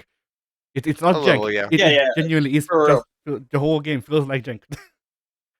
I hope. It's definitely pretty clunky, without a doubt. Like But that's not Saints Row, so yeah, that's the entire series. Let's yeah, hope the new exactly. one is. Let's hope the new one doesn't fucking feel like shit to control. I already have the heard new that one it's like pretty. fully pre-ordered. I heard that it's pretty fun. It's just that the story isn't there. Or the story, I actually never mind. I stand corrected. The story I've heard is okay, but the characters are the problem, which was kind of what everyone expected after the trailer. That game came out. No, but people have been reviewing it. Okay. Yeah, there was a conversation about it on the forum, and basically, I put that I was hoping that like these kids start out as like these little hipster wannabes where they think that the gang life is all fun and games, and then like some tragedy starts happening, and they start hardening through like all of these tragic events, and it starts getting a little more serious as the story progresses. That'd be But cool. But then I don't want it to get too serious because it's still Saints Row, and right, yeah. But no, like some of my favorite moments soon. from 3 were the like crazy moments, like the ending of Saints Row 3. I always say is one of my favorite gaming moments that I've ever had was the holding out for a hero. Yeah. Saints Row 2 was Blasting. pretty serious in some stretches of the game. I haven't been able to play it because again the PC port isn't good, and I didn't have a way to play it till PS Plus. Right, but like if you're coming at things from the perspective of, oh, I want Saints Row to stay silly like how it was for me, well, it's like you got in halfway through, you know? Yeah, I mean Saints Row 3 still had some serious moments too. It was just I feel like the crazier moments alongside more serious moments was what I liked, if you get what I mean. Yeah. I mean, they Yeah, can have the best of both worlds. Just have like a very serious moment where like one of your comrades gets beaten to death, but it's with the penetrator, and they never acknowledge this. I, I kind of like the more grounded world of Saints Row 2, but I'd be lying if I said I didn't find it funny that the boss just like climbs on this fucking missile and tears it apart and then lands in the fucking president's seat, and it's like, all right, well, he's president now. That's how that works. Yeah. Yeah, Saints Row 4 had a great beginning. It's a shame that the rest of the game kind of fell apart. Well, the fucking superpowers was a terrible idea. It was. Yeah. But the Shit, worst like, part about Saints Row 4 was just destroying the world and having everything be a simulation. Yeah, Yeah. because how do you walk that back for the sequel? You Yeah, I was don't. about to say, they sort of put no, themselves in no, the corner there. no. You have Johnny Get, who is dead again. Yes. You have Johnny Get, who is dead again for some reason. Beat the shit out of Satan, and then just go, hey, what if we just like what if we like don't, and then you reboot the series. I think I beat that one, but I think did I beat that one? I know I played it. I don't remember if I beat it or not. That's bad when a Saints Row game isn't that memorable. Are you talking about Gat Out of Hell? Yeah, I didn't even play that Okay. game. I tried to. I tried to. Yeah, get I out of played hell. like the first few missions, and it just was not good. The franchise was building all of these pretty promising stories, but like they took Dex out of the picture, and I was hoping they would bring him back in some. I know they brought him back in some DLC bullshit. I don't know if I played it, and then like they just brought him back in some DLC, and it wasn't satisfying, and it just seemed like a lot of the storylines went off the rails, and the franchise progressively got worse as far as I'm concerned. Yeah. Yeah, for sure. Are you saying you didn't like Agents of Mayhem? The game we won't even. Oh my god! The game we won't even put the even Saints play Row that name shit. on, even though it's very obvious it's Saints Row. Right? Yeah. I didn't even play that shit. Uh, Well, let me know how the new Saints Row goes, because I was interested in that. I mean, I have enough games on my to play list this year, but I might get Saints Row if it ends up being good. I think Yeah, yeah, go ahead. I'll just say I'll definitely like try to drop by the forum and give you guys a general feel of it. I may like even like record some gameplay and send it your guys' way. Yeah. Yeah. Yeah, W and I were also thinking about trying to do something in it, maybe, but like for both of us, it's a game of like if it's on clearance for a good price. Yeah. I was like, I got out of the Saints Row wagon long before Get Out of Hell. I got in with 3, got out with before Get Out before 4 finished, technically. Yeah. But yeah. Supposedly, they've been advertising that 4 is supposed to return to more like Saints Row 2's serious and with a side of wacky tone versus wacky with a side of wacky's tone. Yeah. Of 4. Yeah, I played 4 all the way through. Just wasn't a fan. I think it was even worse than 3. 3. I really wanted to give a chance, and I had high hopes for. And I don't know. It just the more I played, and the further I got into the story, like there were some cool cutscenes and stuff, but I was like, this wasn't what I was expecting. Yeah, there were some great moments in 3, but I do think that overall the story wasn't amazing. And trying to go back and play it's kind of difficult. It didn't age very well. Yeah. We played the remaster recently. It was an experience.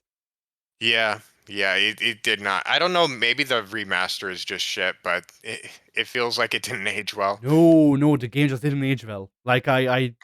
I relatively played the original recently, or at least compared to when it came out. I think I played it relatively recently, and the remaster, like the problems with the remaster, are not remaster exclusive. Like I don't think the remaster introduced more forced stretch sections into the game. Another thing is that I hope they don't bother with multiplayer in the new game because multiplayer in Saints Row has always been straight dog shit. Yeah. Yeah, I don't have any interest in multiplayer for those kind of games. I don't even really like it in the GTA and Red Dead. I mean, I don't Yeah. know. Personally. I was Go ahead. I'll just say I was definitely like enamored for a while. There was definitely a long period there where I was playing it. I don't know how people can play. You know, it's been out since 2013. I don't know how the hell they're hooking people till today on that GTA Online shit. I've been over it for Ask years Mike. now. That used to be his grind before Dead by Daylight. Yeah, Was yeah, I it know what really? you're saying. I know he played it back in the day, but how long did he stick with it? Well, he didn't like. I think he said that he didn't stick around for the proper grind, but he grinded it for a while. So like he wasn't playing by the time that we played it for the channel, but he played for a while, like longer than Yeah. anyone else on the forum. Yeah, Mike was playing for a very long time.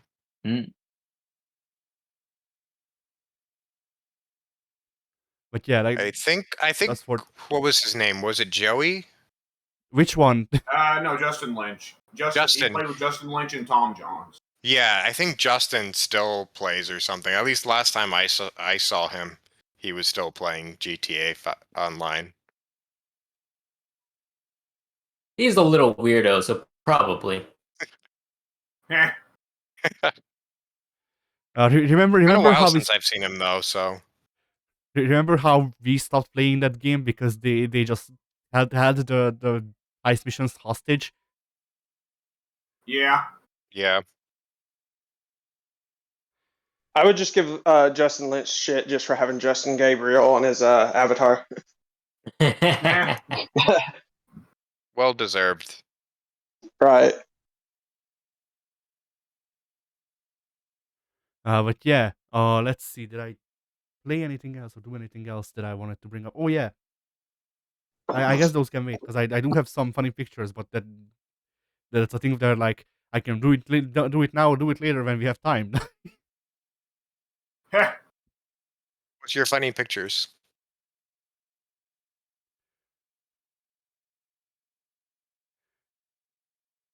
Well,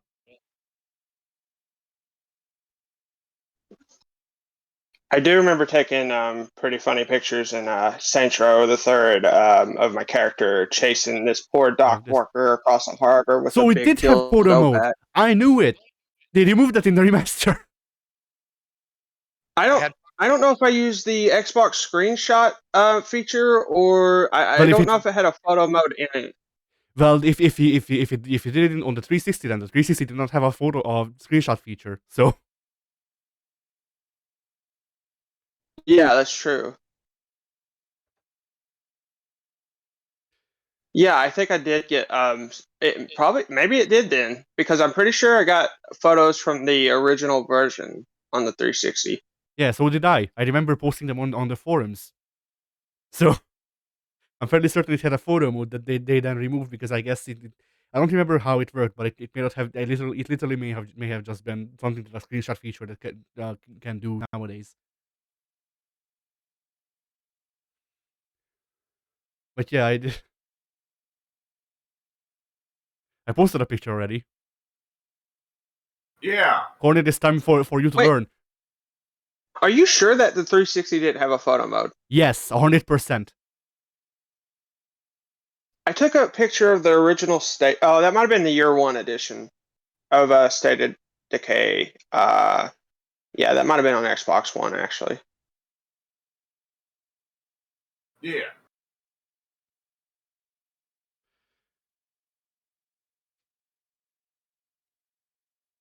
This is menacing. Uh. Funnily enough, Oh, I see. Funnily enough, Sekiro was a topic that we brought up earlier. Is Pink actually paying attention? Because I feel like that's for Pink. I don't know. Pink? It took me a minute to realize it was Shakira, despite the fact that they're calling it Shakiro. I'd love to see actual Shakira dress up like this for the hell of it. Yeah. This is for her fucking feudal Japan era of music.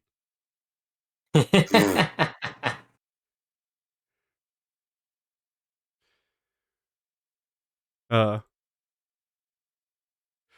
also found this conversation funny. There you go.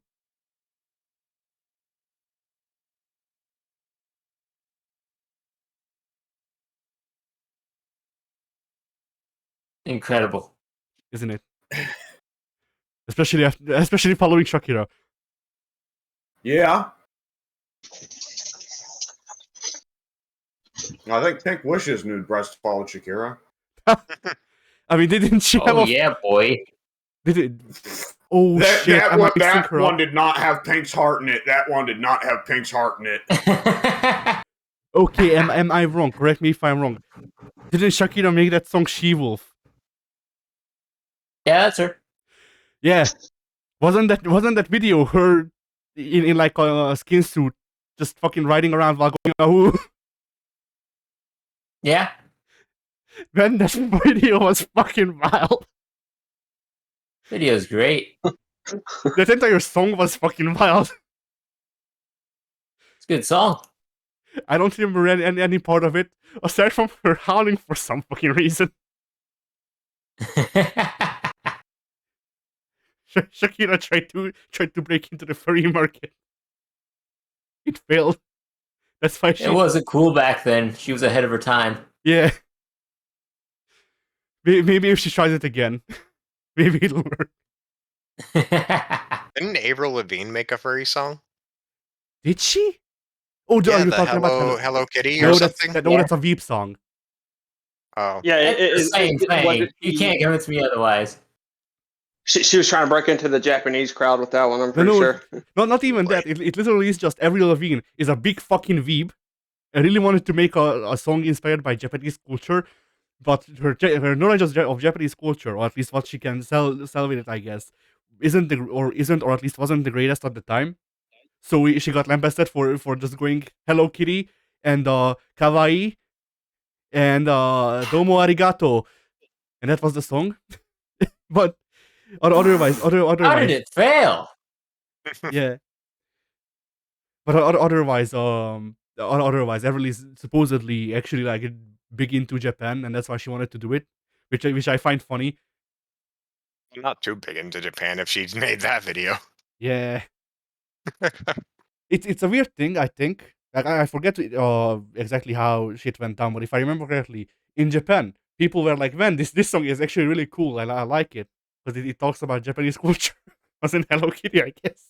Well, people in the West were like, "What the fuck are you National doing?" icon. Yeah. Well, people. Well, Were, I guess she got it right then. yeah, I mean, I don't remember if there wasn't pushback from Japan, then I guess she got it right because she was aiming for the Japanese market, and the Japanese market, from what I remember, may have liked it. So I just Mission imagine success. like her that video playing over a big city, and like they just start marveling the screen like it's Godzilla or something. I mean, look after fucking Pompon,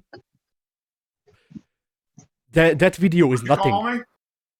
There's a song that I forget the name of, but it's one of the most well known like J-pop songs, where the chorus is just a girl going pon pon pon pon pon pon pon pon pon pon pon, and One. What you Yeah. call me? and that video is like that video works off of Japanese advertisement rules, not music video rules, and that probably says nothing to y'all, but basically the Hello Kitty video for Avril Lavigne is fucking nothing compared to that video. Like it's Nah. like imagine Sylvie Paula W, or I guess like imagine Japanese idol girl in a candy dress, a ghost candy dress, dancing around while going pon pon pon. And there's also candy in the background, and she's standing on candy, and then she also I think shoots a candy laser out of her mouth at one point. Okay. But it's not she's not throwing up. It's explicitly a laser. I see. But yeah, like that video is wild. And It sounds like, yes. I think the only things that I saw that were more out there were Japanese advertisements for things like Consomme Punch, which I know the lyrics to, and I learned the lyrics to that song 7 years ago to annoy y'all, so I could post it on the forums without having to look it up. But but that series of advertisements, for a refresher, is a series where a fucking guy in a poodle suit annoys people so they'll eat chips. I think. Bless you. Bless you. But he don't to annoy people. He's like, hey, eat these chips. I ate these chips and now I can fly. And then he does that. And also, there's no speaking. It's all body language. I see. Yeah, that those advertisements are fucking great. Calbi knew what they were doing. Apparently, Anyway, yes. like the thing with Japanese advertisement, before we move on, I guess, is that Japanese advertisement is by design out there and fucking bonkers, because they're like, hey, if we make shit that makes no sense and really out there, then that will get stuck in your brain easier. And the fact that I can recite you the lyrics to the song they wrote for that advertisement proves that they're right. Heh.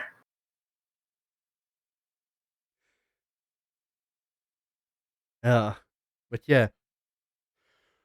Oh yeah, there's two more games I played. These will be short ones. Don't worry. At least I think they will be. Heh. So I played and literally still am currently playing Mr. Driller, because the original PS1 game is on PS Plus, and I really like this game. And you should play it.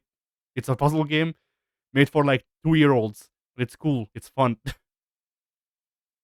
I think even 2-year-old puzzle games are too complex for me.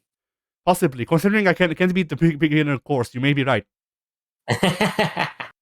But yeah, it's kind of like Dig Dug, except you don't have enemies aside from oxygen depleting, and you go from top to bottom, just trying to line up colored blocks and breaking them away so that you can fall deeper and deeper into the cavern,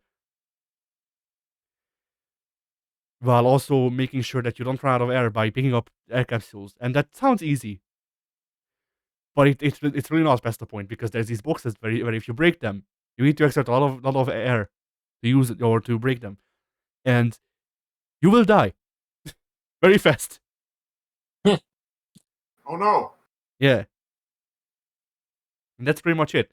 Mr. Driller is great. They remade the second game, I think, recently. I bought that game for the PC. It did not run because my PC can't handle 2D games either, apparently. So I had to refund it. But so basically, what I'm saying is that I'm still on the lookout for trying to buy that game on PlayStation so I can actually fucking play it, because I really like these games. Like, I legitimately really enjoy these games, even though they're very simple and basic. Yeah. But yeah. And then the last game I played is Armello, which Pink also played, so we can discuss it somewhat. Yeah. So I finally got a Rotwin. Have you been able to secure Rotwin, Pink? I was so close to getting it, but then somebody killed the king before I could get into the palace, and it made me sad. Yeah. Usually for me, I try to rush things when I'm close to well, usually I only have like one rot over the king, and it's like turn 8, and I'm like, oh shit, I need to kill the king now, or the prestige leader Right. will win. Right, yeah. But I got lucky. I went with Fang because Fang's basic is that he starts with rot, so it's easier to do rot wins with him. And his other passive is that if people, if you slaughter people, before it gets to their turn, they won't attack. They can't attack, which means that doing the rot victory is very easy with him, because killing people gives you health. And if they're also rotten, you get more dice. And I also got cards that give me more dice. And I also got specifically things that give me both rot to use them and give me more dice. So I went up to the king with I counted it 18, I think, die. Like it was 3 rows of 6. Mm-hmm. I went up to the king with uh 18 die. And I rolled them. And I don't know if you noticed this. I had to notice this because I don't read. But when you miss a roll against the king, he adds it to his pool, and then he rolls Yes. it. So I rolled the 18 dice or whatever, however many, and half of them miss. But I get, but I have four defenses, and I have like 10 hits. The king has 2 hit points left. He rolls nothing but attack. Oof. I slaughter the king. He does not get to kill me. I win. If the king that's hits, right, because if he kills somebody, the round ends. not They even don't get a fight back. not if you kill them. Specifically, if you slaughter them, overkill or normal kill or overkill is not enough. Oh. Yeah, but yeah. So the king doesn't get to kill me. And here's the thing: the king hits me once, I'm dead. It was the hypest fucking win that I've had in Armello so far. 1 HP in a dream. Yeah, like it was either because I killed myself on the king in an earlier round to give him one more day. Oh, but by the way, I went into that fight with the king having 8 rot and I had 11. So Nah. I just had a lot of dice. But yeah, like it was legitimately a thing of like either I kill the king this round or I lose. And I just pulled the fucking the and I just had the best luck, pretty much. And the other thing I wanted to note here is I also had a round where I played with Magna. And I got lucky with the cards again. And basically it was a thing of like if I get an attack roll, I get a defense roll as well. But if I get a defense roll, I get an attack roll as well. More or less. Yeah. And it did this funny thing where one of the opponents was Twist, and Twist attacked me, but I think it was either from like during the night or like from stealth or something like that. So Twist was evading. Twist wasn't, or maybe I attacked Twist. I forget. But Twist wasn't attacking. Twist could only evade and defend, or Twist could only defend because evade does that. But yeah, Yeah. and I'm like, okay, so I guess nothing will happen this round because he can't hit me, and I can't hit him or her. I forget what Twist is, but either way, Yeah. I proceed to roll all of the attacks, and Twist did like, oh no, not even all of the attacks. I think I had 5 defense and 12 attacks or something stupid like that. Twist blocked 5 of my attacks because that was all of their dice, and then proceeded to get annihilated. Was this big burly wolfman proceeds to beat his fucking face in with a shield, with a big kite shield. It was great. I believe it. But yeah, I think that's all I've done. I've raised myself.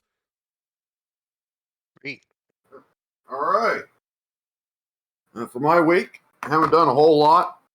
I put more time into 2K22. The only thing I've got to remark on is there's a bug I've run into 2 or 3 times in the past week, and I wanted to hear whether or not Pink's run into it. So I was playing a match in NXT. It was Yoshirai versus Mandy Rose. She's doing pretty well, but then she, beats on me for a while, and she gets a signature built up. She goes to the corner. She does the wake up taunt. I get up. She walks over, and she hits the ref with the angel wings. Hank, does the AI in 2K22 love to just abuse reason for you as well? I've not experienced that actually. No, that's a I've tracking bug. had, yeah, I'm sure it is, but I've had the only time I can recall the ref ever taking a finisher on accident was when I was in control, and it was a diving finish to the standing opponent. So when the character went to leap off the top rope onto the opponent, instead of hitting the opponent, he landed on the ref who was right beside the opponent. So I've experienced that. I've not had the AI themselves hit any finishes on the ref. I've seen footage of this happening with a corner finish, where it was two AI fighting against each other, and one of them was doing the corner taunt or whatever to get the corner finish going, and it legitimately looked like the tracking just bugged out so hard. It legitimately looked like that they just turned mid run, turned around to hit the ref instead. You The know, ref I had want it to say covered. that was the. I want to say that was the other instance. I want to say I was playing a match as Roderick Strong versus Kushida, and Kushida fastball punched the fucking ref, which was amazing, by the way. Nice. But I mean, like, it's not even like the ref just happened to be in the way. It's honestly like they rear back to hit me sometimes. Then the AI just decides, you know what? No, the ref's fucking gonna catch it this time. They never So expected. that's 2K22. You know what? 2K22, when it has bugs, at least its bugs are more entertaining than some of the past bugs we've got. Whew. Yeah.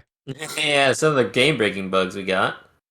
Yeah. Speaking of 2K22, W, uh, tell me when you want to play that, because I have the 2 hours still. Oh yeah, so do I. I was meaning to actually download it and play it after I get off with you guys, but if you guys were wanting to play it, I would be down. Yeah, we'd have to set that up ahead of time, I suppose. Yeah. Yeah, I think the 2 hours only starts when you boot up the game. I know it used to start once you started the download, which That's dumb. Wow. was not the greatest because Yeah. Was that day You know- one? what's that? Was that day one? No, they were testing it out originally a few months ago before they officially released it, and the people who got to try it were saying that when they started the trial, it started the moment they started downloading the games, and of course most games nowadays are like, 60 to 100 gigabytes, and so Yeah. people just they weren't even able to play the game. So I heard that Sony did change it so that it's only when you boot up the game now. Yeah. So we would have to both download it beforehand, and then once we get a specific time to play, then we can both boot it up. Yeah. Because yeah, I just want to try the new gameplay or match mechanics, I guess, Yeah. before I decide to buy it. Because my issues with previous 2K games was that I didn't like how the matches played. I want Yeah, there's to. I that, want to and see if the another. netcode still works off of reading your input or sending your inputs, but not actually the game state. Well, I don't know if we'll get as bad of a bug as we did with 2K20, because 2K20 is 2K20, right? Yeah. Nothing can be as bad as 2K20. Which I gotta ask Pink. Pink, did you get the unlocker as soon as you got the game as well? Did you go spring for like a big edition with the unlocker? I did. Okay, it seemed like to me for like the little bit I played in the trial that you make way more money from winning matches in game than you did in 19. And I know for soon that was a big issue you had with 2K19 was that the point cost unlockable system, you didn't like it. You thought it was a racket. It absolutely was, because if you go back to 2K18, 17, etc., all those games gave you a lot more currency for playing and finishing matches. And it steadily decreased over the years until you hit 2K19, where it was like, all right, all the unlockables are, let's say, 5,000 virtual currencies, whatever you want to call them. And completing a 5-star match will net you 102 points, maybe 103. So, yeah, that was It was definitely right at pretty the messed height up. of that. It was also at the height of the whole loot box shit. So Yep. Yeah. What are you talking about? We're still in that. No, it's all about the what's it called? Not Game Pass, but that's the word that comes to mind. The oh, what the heck is it called? It's on the We're tip of my back to tongue. season pass season, I guess. It's Subscription what is that thing that model. Fortnite does? The track thing. Battle Pass. It's all about the Yeah, Battle Battle Pass Pass. nowadays. Oh, The Battle Ass. okay.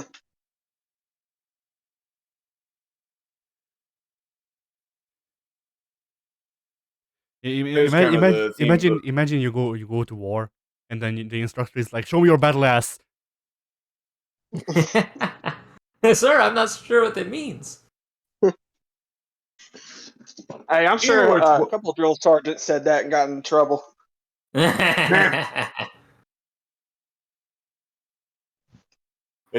can have some long nights in the barracks, brother. Let me tell you. W should know he was my sergeant. Eh. We went to free the diaper chief together. I didn't know what he meant by that. I just wanted to kill people. I'd just about rather show my battle ass than play Fortnite, to be honest. Yeah. I don't know. Now that we've played Mogus, I'm just like, I don't give a fuck anymore. We can play Fortnite. Like we've hit play what all the cool kids are playing. yeah, we've hit the low. Who cares anymore? You make it sound like we've achieved the ultimate depravity by playing fucking Among Us. Like, as soon as we played Among Us, Satan rose up out of the ground, just slowly clapping his hands, and then gave a thumbs up, then went back down to hell. I mean, yeah. How else would we have a connection to send him down to Georgia? I mean, like, and at the end of the day, regardless of how ashamed you are to play a game that's popular with kids these days, Among Us is a game that is really fun with friends, specifically. Fortnite, you can get a party of 4 friends. It's still a game where you shoot at a guy and he turns into a tower, right? Not anymore. Apparently. Well, they did. with Among Us, they're not trying to nickel and dime you every 2 damn seconds, too. Well, that's true. Among Us also doesn't have people whipping each other at the Dr. King fucking memorial. That's fair. Whew. I'm not even going to ask. Look, you know what? It's actually funnier when you have the explanation. So Rick and Morty. They did the whole Dr. King Memorial in-game museum thing, which was a questionable decision to begin with. Like, oh yeah, kids visit the Fortnite Dr. King Memorial Museum. Really? Really? This is where they should get their Dr. King knowledge? Okay, either which way. So they blocked all the general emotes, so you couldn't use emotes in there and go and laugh at Dr. King's picture or something like that. Trouble is, there were some licensed copyright emotes that come with like, oh, buy the Batman pack and you can make like the Batman cape pose. And because of the way the licensing deals worked, they weren't allowed to ban those. Trouble is, Catwoman is a character that exists. So you'd get a bunch of kids playing presumably a white character and a black character, and they go to the Dr. King Memorial Museum, and they start using the Catwoman emotes on each other. Oh, right. I know exactly what you're talking about. I'm not going to lie, I probably would have been right alongside them just because it's so fucking funny. I mean, here's my thing with the whole Battle Royale thing. Is that like fucking all of them suck for one, but you know it's a thing of like if we're doing just fucking whatever, we might as well hit it eventually and like we can choose between Fortnite where all of the license shit is, or we can play PUBG with 3B. You know, I'm not gonna lie. I think if we could play a battle royal mode that was really super grounded, really well made, and you can have like a private game amongst like I don't know several friends. But the whole hook of the game is that everything's super grounded. Like you're not fucking jumping 60 feet in the fucking air in a fucking car or anything. Like, and it's all about survival, and you gotta like eat and stuff, and That just hunt each other exists. down through this long That gameplay. exists. I'd be all for that. That would be cool. That is kind of PUBG, but I mean, I throw in like not only one of the PUBG, but issues with also battle royals there's also a game that's an FPS, but it's exactly what Korn is describing. I'm forgetting the name of it, but it's something it's like a Russian name. Oh, there's yeah, you're right. That I don't even remember what it is.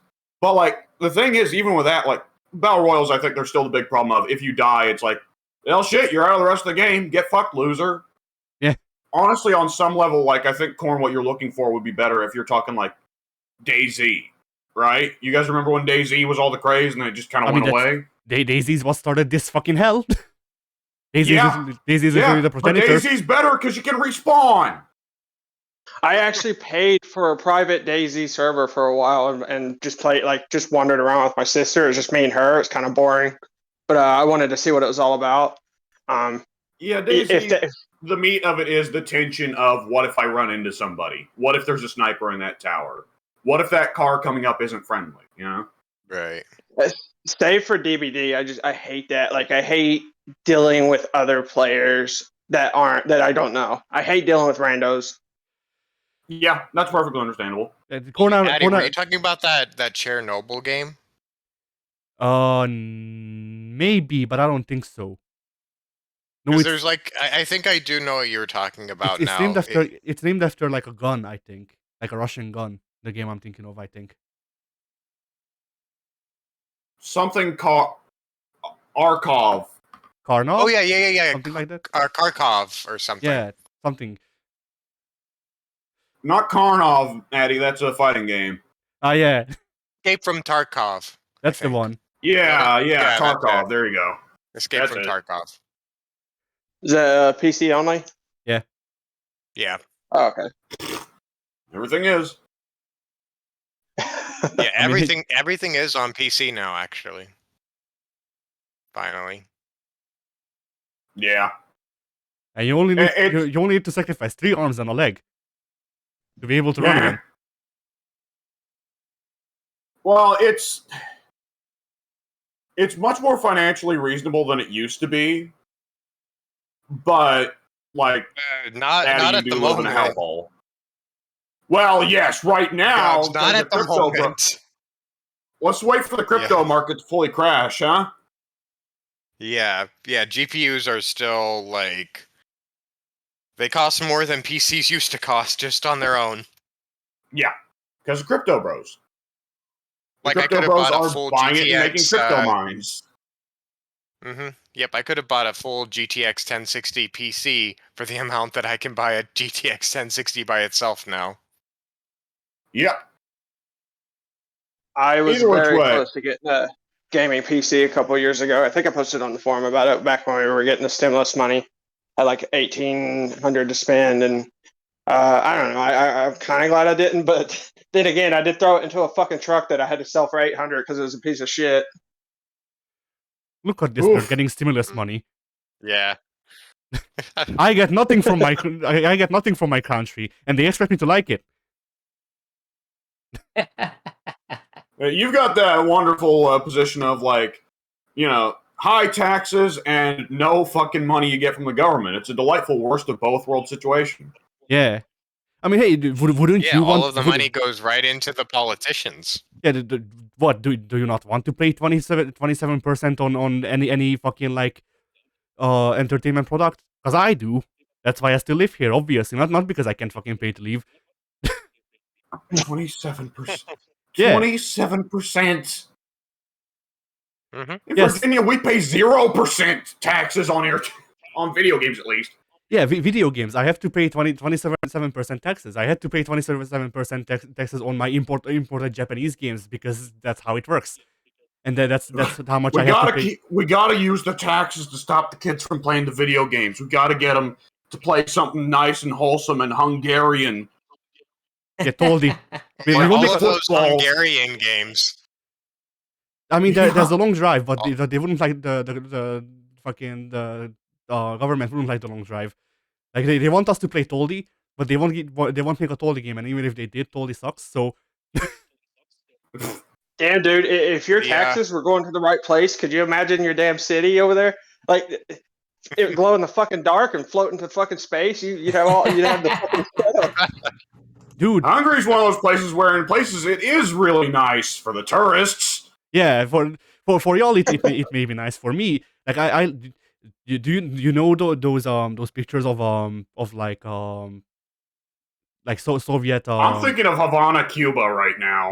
it's not that bad, but like at least I don't maybe, but like you know those pictures people are usually post of like apartment complexes made during the Soviet Union where it's like this projects the fucking like the hopelessness that people felt during the Soviet Union and whatever, and it's like this big square cement box. Yeah.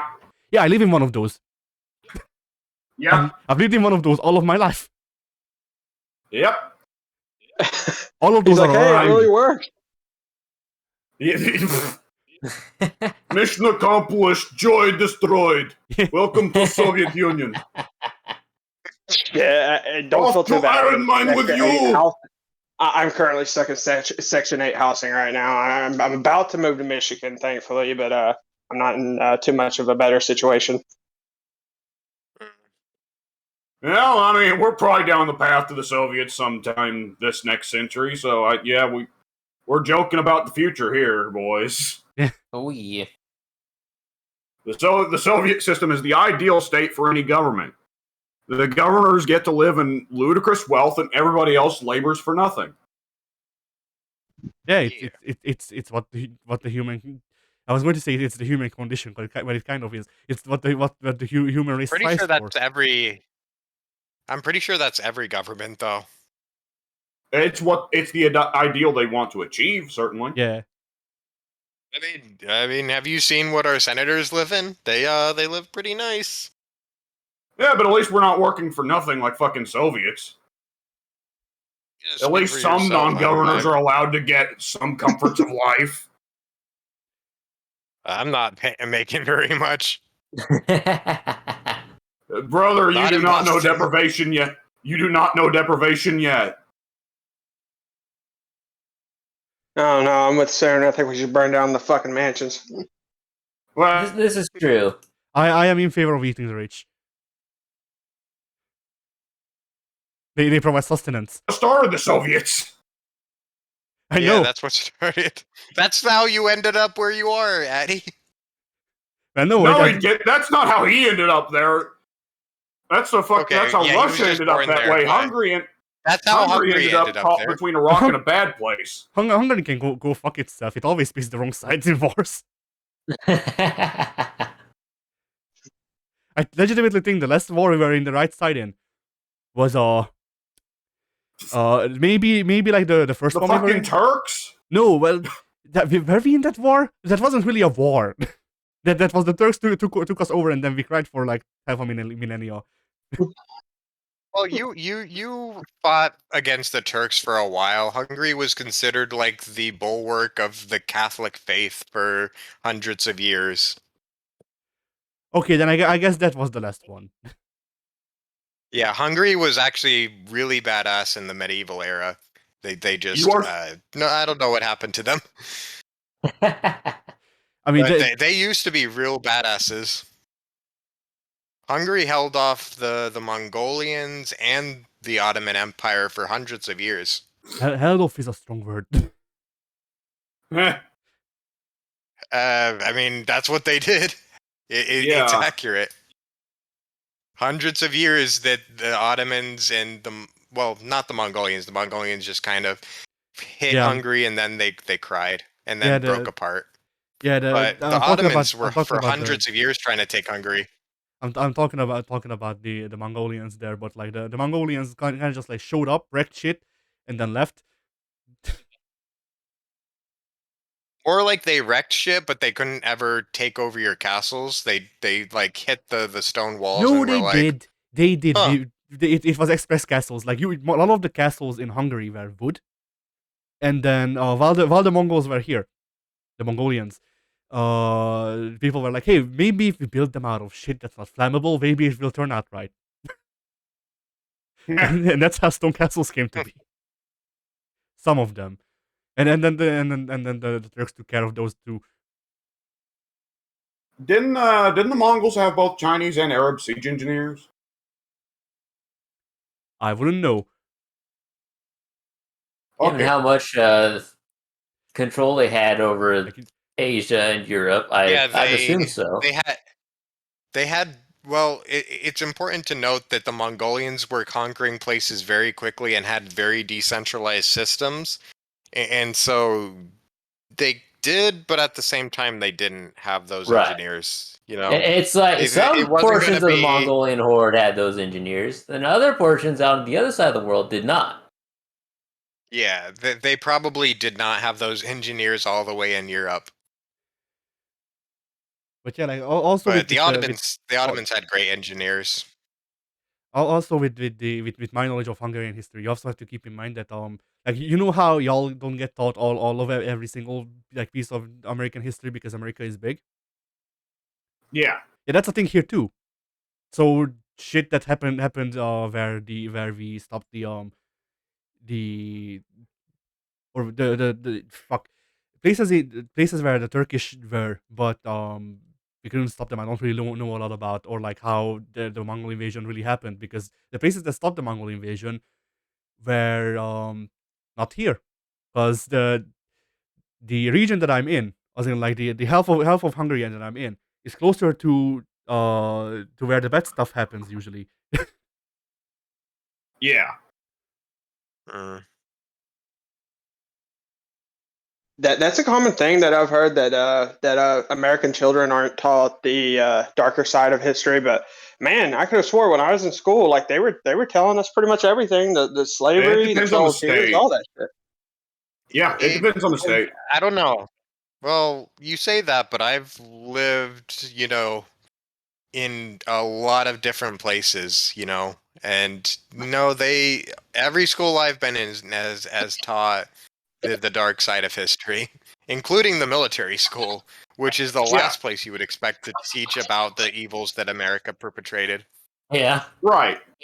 I But mean, either which way, did like they tell you about the biggest evil America did? Hentai. and That was that was Hitler's America? fault. That was Hitler. Anyways, That was both. but anyways, like That was partially because of the nukes. American The censorship. nukes Yeah. led Yeah. to the nukes led to Astro Boy, and then Astro Boy led to anime, and anime led to hentai. Well, not only American did It all comes down to the nukes. I mean, not only did the anime lead to hentai, but also the American occupying forces banned penetration in porn. So the Japanese had to get thrifty with their porn, and that's how we reached tentacle porn. So tentacle porn is is America's fault. It's your fault. It's So- all our so we- That fault. was anime. We Though- dropped the though bomb Godzilla is and we also America's unleashed the fault. Kraken. Yeah, pretty well. We, Boy, wouldn't we that have dropped the been a bomb, and fucking what we twist? got was we got Godzilla, and we got anime and hentai. Yeah. We should have got Godzilla versus the Kraken. We did. I'm pretty sure that's a movie somewhere. Yeah. I was going to joke about Godzilla hentai, but that We almost exists. I had don't need to look Godzilla it up. versus Batman back in the 60s. And I'm not making He'll that figure up. out a way. Batman always figures out a fucking way. He just said There was a Batman has Godzilla versus Batman. Batman has an anti-Godzilla spray. Yeah. It wasn't even modern day Batman where he has everything. It was like Detective Batman, And wouldn't that have like been old school fucking? Detective Batman. Wouldn't that have been That had the like He's like- guns and stuff. Oh wait, do you mean the show or the comic? I'm talking about the really old school comics. This was like the 50s or Okay. 60s. I thought you were that talking I'm about the talking show. about. That's why I'm saying he'd have a Godzilla spray. Yeah, no, I this just would have imagine- predated the Batman. I just imagine Detective Batman looking at this big fucking 500-foot footprint and just like, Well, I'm fucked. Robin, I think we might have the culprit. It would look It's a your lot mom. Almost certain, though. We have like to check all our Bambi. suspects. It would look a lot like that short film Bambi versus Godzilla. That's the thing. Have you not seen that?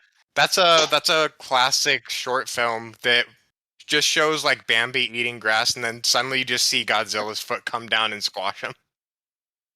Oh, This is a real thing. This is a real thing. I was almost imagining like Bambi gathers all the creatures of nature and they rise up.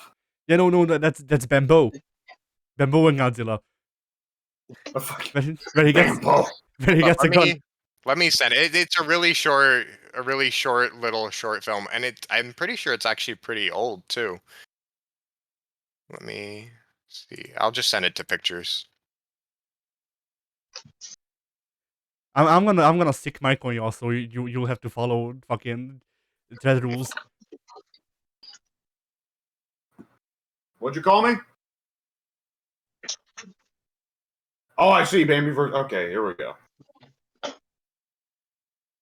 I will look at the Bambi versus Godzilla.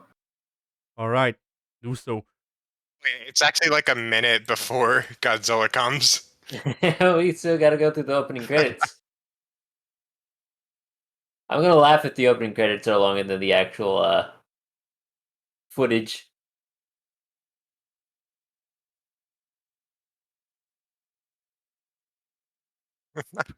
The actual footage is like 10 seconds long, and then you Bambi's get the Wardrobe by actual Marv credit. Newland. Bambi is currently wearing nothing. I mean, you have to design that too. This guy's got the greatest opening credit roll ever.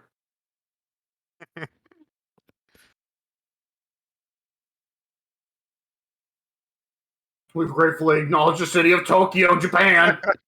That's the For their gag. help in obtaining Godzilla for this film.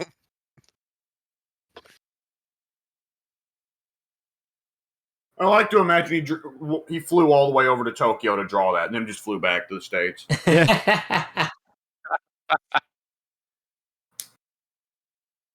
Ah. But yeah, Speaking of... yeah, go ahead. That shit was pretty funny.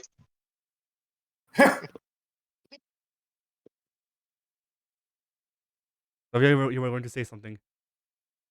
Yeah, speaking of the movies, I watched a movie. Oh, yeah. Oh, no. yeah.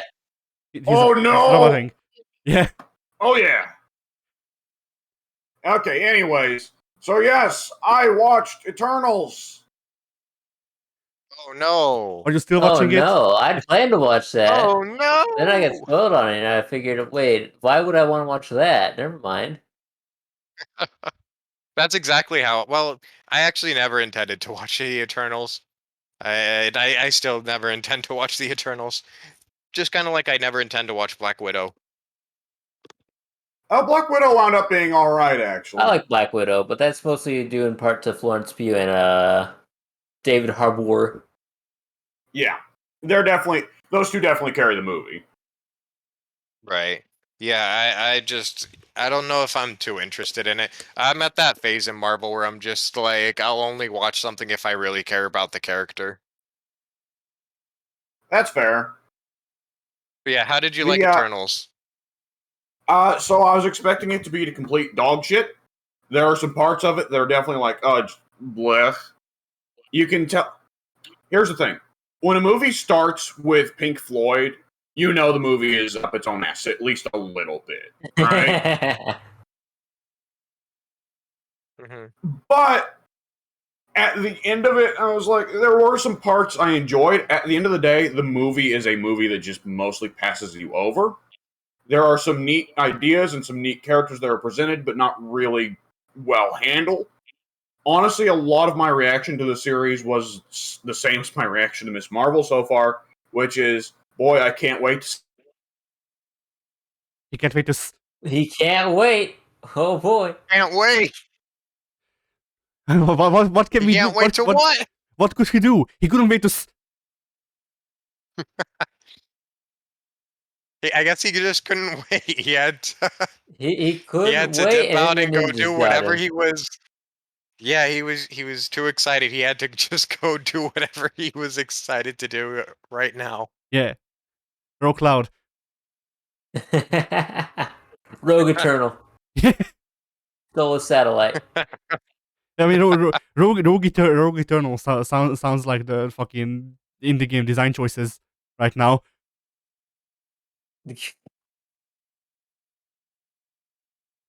Why would I make a new game when I can just make Rogue?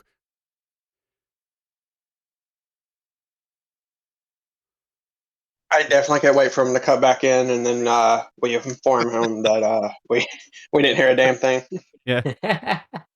I No, hope I that he's know. just talking this. Oh, he's here. He's back. He's, Oh, he's back, back. everybody. Back. So here's the thing, right? Ordinarily, when the clouds get real bad out there, I can just plug my phone in and get a more consistent connection. Trouble is, my phone hasn't been getting data for several days for some reason, so I can't even do that. Yeah. So I believe where I cut off was I can't wait to blah. You know that? Yeah. Is that Yeah. where I got cut off? I can't. It's like Miss Marvel. I can't wait to see these characters get handled by someone else, someone more competent. I will say for it to be introducing the Eternals, they kill off half the fucking Eternals in the movie. Now I know the Eternals have a tendency to walk death off like they stepped on a Lego, but still, it's very odd as decisions go.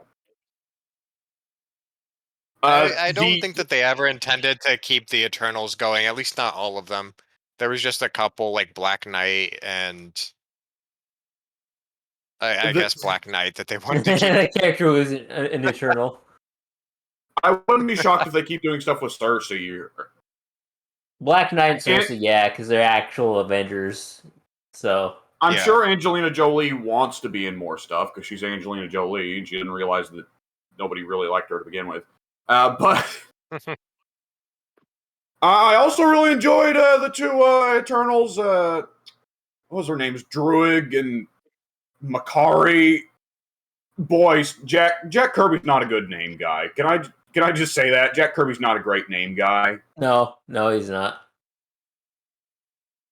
I did really enjoy those characters. I hope to see them do more with them. I don't know if they will, because Barry Keoghan played Druig. Barry Keoghan's probably going to be busy for a while playing Joker now, so who knows what he'll be up to. But yeah, the sad thing is, one of the most enjoyable characters in the movie is Kit Harington as Black Knight. He gets like 2 scenes at the beginning of the movie and 2 scenes at the end. And he's, honestly, in hindsight, just kind of hilarious because his job is to be the understanding boyfriend for Cersei from a distance. The understanding boy fairy.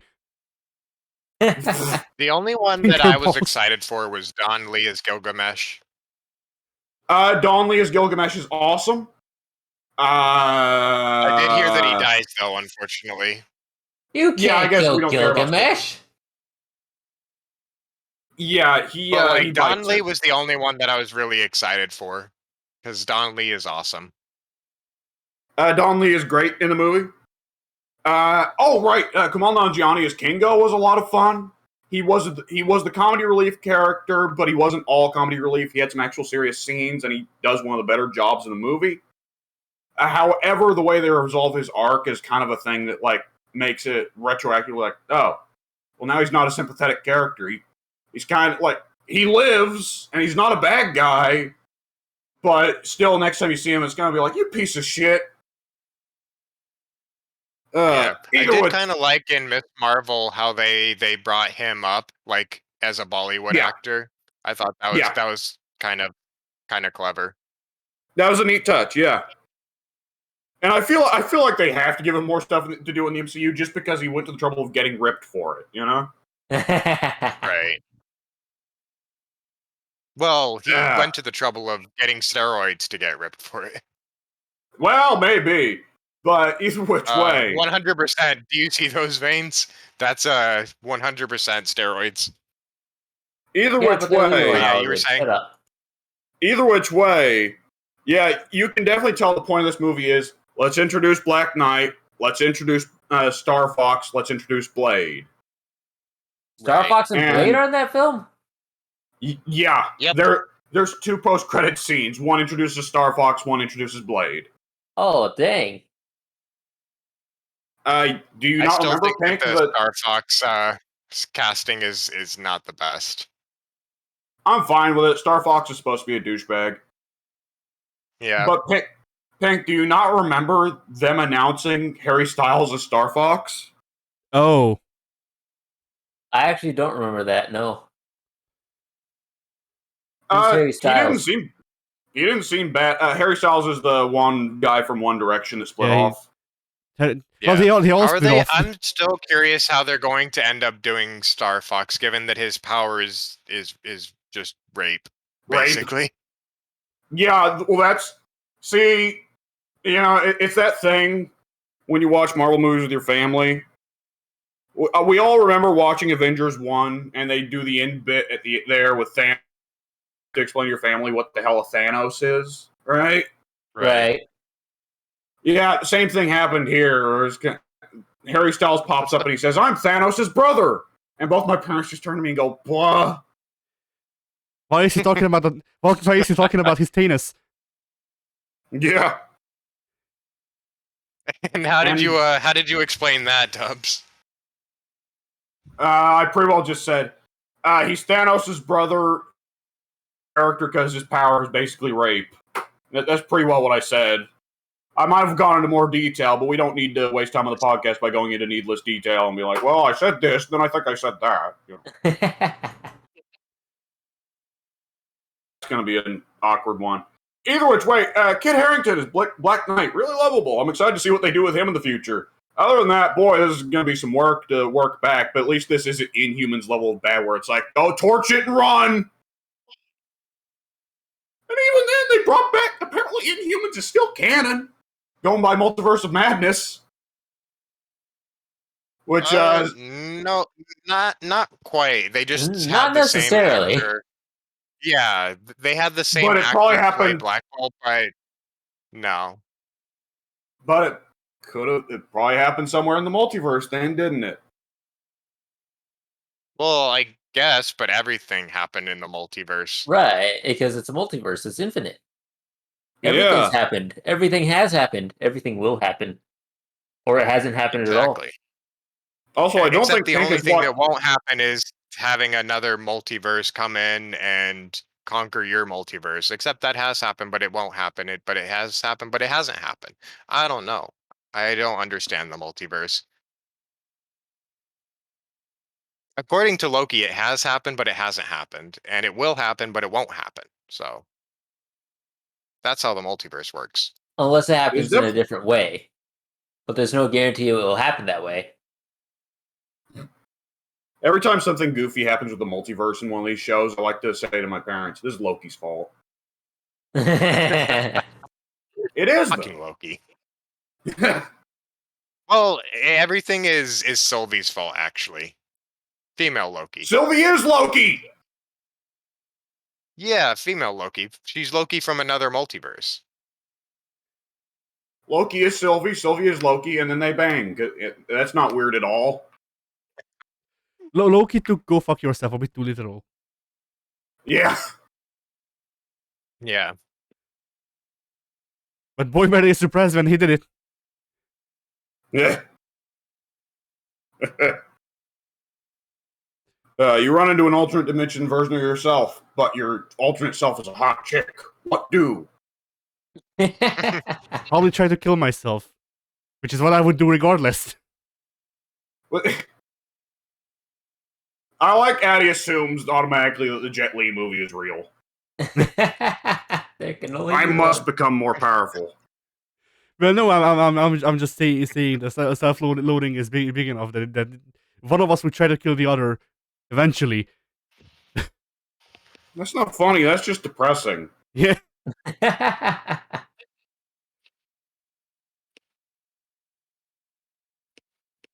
Well, on that note, boy, that killed any idea I had for something to say after that. So anyway, how's your sex life? Oh, Miss Marvel, how'd you like that? Well, it's You're watching well. Miss I'm glad that Marvel? this What a episode pretty nerd. well. I'm glad this episode pretty well shit canned all this stupid genie stuff. It's nobody's allowed to be a fucking street hero in the MCU, are they? No, that's illegal. Highly illegal. Like Hawkeye was so refreshing because it was pretty well outside of the goofy spy business. That pretty well was just Hawkeye as a street hero.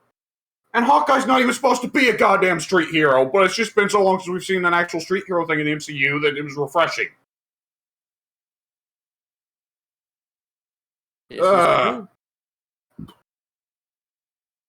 I nearly rolled my eyes out my fucking skull with all that Jin business with Kamala. Like, I know the I thought that Inhuman was ship needed to already be. confirmed beforehand I know. that they were going to bring that into the storyline. But I haven't seen the stuff with the Jin. I stopped after episode 2. So what happened with that exactly? Fucking nothing. Here's some really boring Jin villains. Oh, they all die. You're supposed to be sad about it. Okay. It's very rushed. It's a very rushed show with too much going on. And the trouble is that the stuff that actually is appealing, which is mostly Kamala, her family, her friends, and the street level stuff, gets run over quite a bit by the goofy cosmic Jin stuff. That is never properly explained, never really related to the other cosmic stuff in Marvel, and all the characters involved in it are unlikable. And yet we're supposed to be sad when they die. They introduced this weird, goofy, like, Assassin's Order organization really late in the series. And they're like, hello, I am Mr. Middle Eastern Assassin Man. Kamala, I will train you. Oh no, I'm dead! Oh, it's sad that I'm dead! Oh! And it's a waste of my fucking time. But at least the 5th episode implies, fuck it, we're just gonna go back to New Jersey after this bizarre trip to Pakistan. We're just gonna go back to New Jersey and settle it with an actual personal fight between Kamala and a former friend. So hey, that's good. If only the series had been building up to that instead of this weird thing. And it's like, okay, well, clearly a big part of it was they wanted to use the series as an excuse to educate people about the Pakistan-India split and bad shit that went on around then. But it's like, well, they tried to do it all to justify time travel. Fucking time travel. Again? So we could see it, yeah.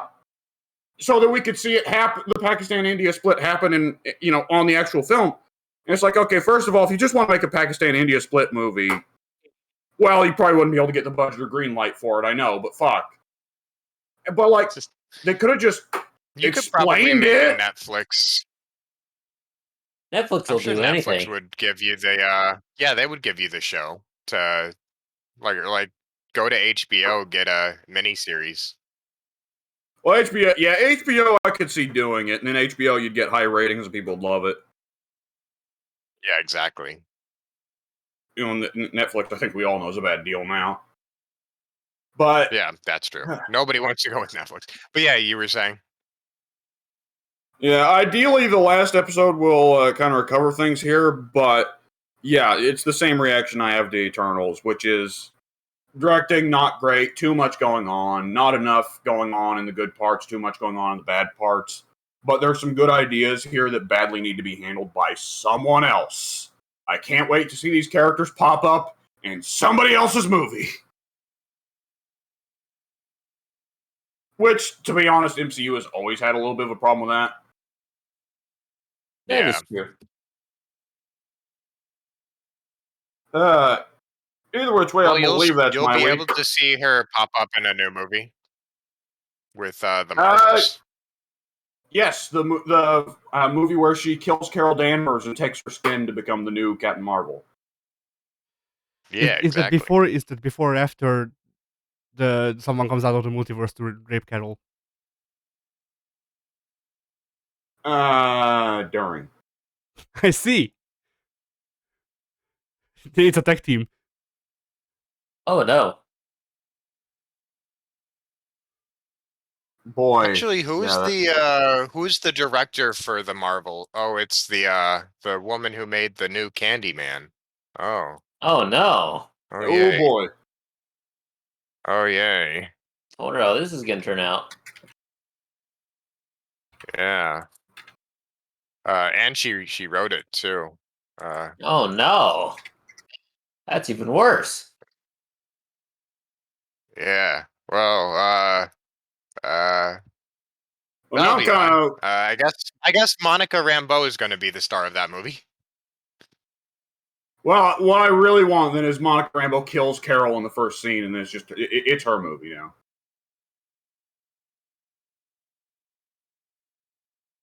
A lot of my ideas for that movie boil down to killing Carol, and I don't even have a spite against her. It's just with all the Brie Larson stuff, it's hard to imagine Marvel not getting rid of her with this movie.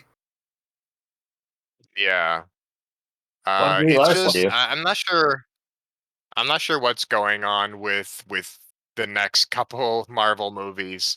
Because I have a really hard time believing that Wakanda Forever is going to be good. It's just it's such a disaster of a movie development wise.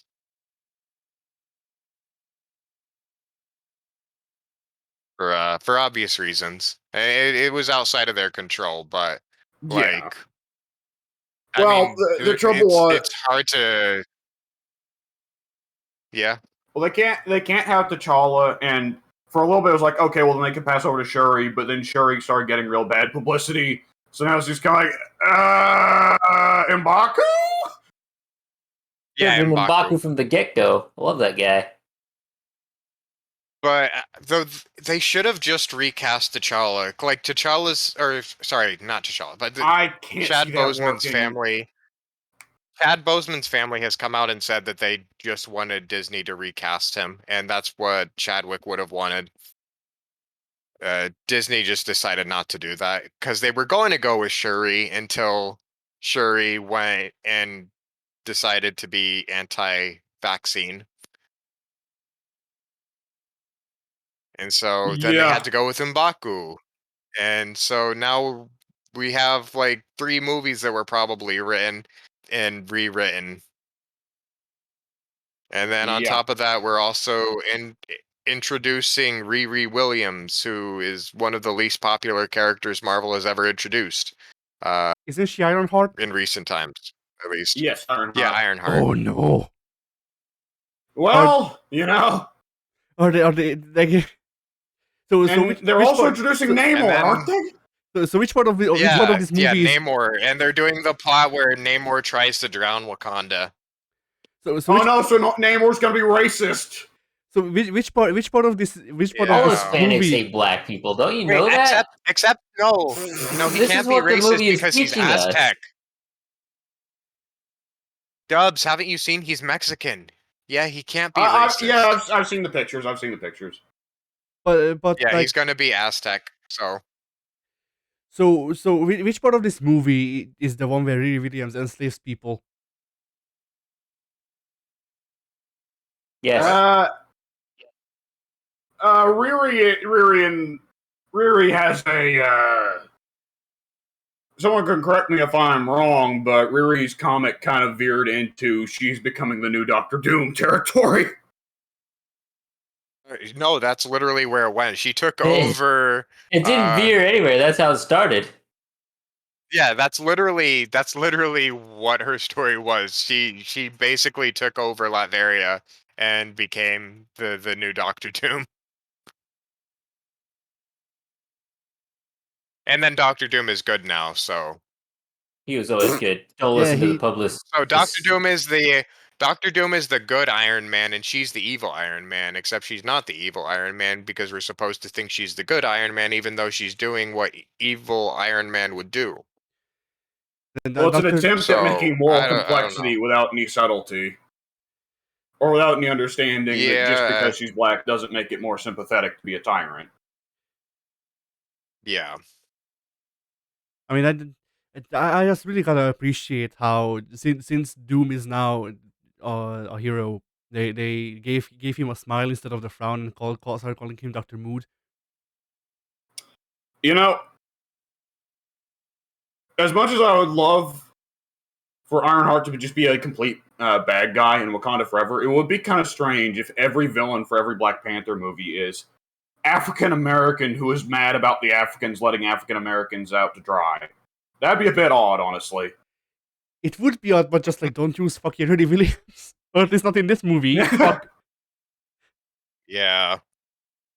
Yeah, Wakanda Forever is going to be complete mess that doesn't know what it's going to do. Gonna be Yeah. a train wreck, and I'm so excited for it. I'm definitely interested And in it, then even if it is a train wreck. The MCU's been getting Yeah, more and- scattershot lately with some of this stuff in terms of quality, because yeah, yeah, they're getting a lot of bad reviews lately, which the MCU up to now had, like, before Phase 4 they had only gotten one or two movies that had bad reviews, and even then it was mixed reviews, like 70% on Rotten Tomatoes for Hulk and Dark World. And now they're getting, their first rottens. yeah. I mean, Like Love and Thunder is rotten, Eternals was rotten. well, I think no matter what, there's going to just be more movie industry push against Marvel movies, which will encourage the critics to go, it's not real art, just quote Scorsese or whatever. But at the same time, it's hard to deny that, we've gone from, movies generally ranging around good to simultaneously Eternals, which is blazingly mediocre, Thor 4, which is supposedly the shits, Miss Marvel, which is mostly not great. But then at the same time, Doctor Strange Multiverse of Madness had some issues, but fucking a delightful movie. And No Way Home, which Oh, you is a got to see serious it? contender for the best Marvel movie. Yeah, you got to see Multiverse of Madness? I did, yes. Oh, sweet. I think there's actually a little bit of a delay between us, but yeah, I loved Multiverse of Madness. I thought it was one of Sam Raimi's best works to date. It was very, very old school Evil Very Evil Dead, I Dead. thought. Yeah. Very Evil Dead, yes. And I really appreciated that Feige let Sam Raimi go full Evil Dead with the movie, because it works for Doctor Strange, and I wouldn't have wanted it any other way. Yeah. So, I mean, And then, if the MCU continues this pattern of like high highs and low lows, it's going to start to just be pay attention to the critics, isn't it?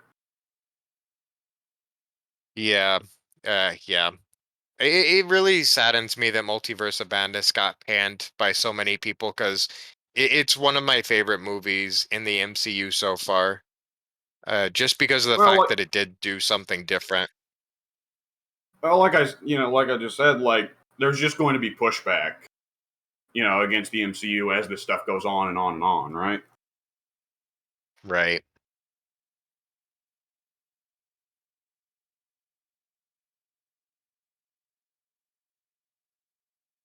So yeah, Anyways, I believe that's pretty well the extent of what I can say for my week.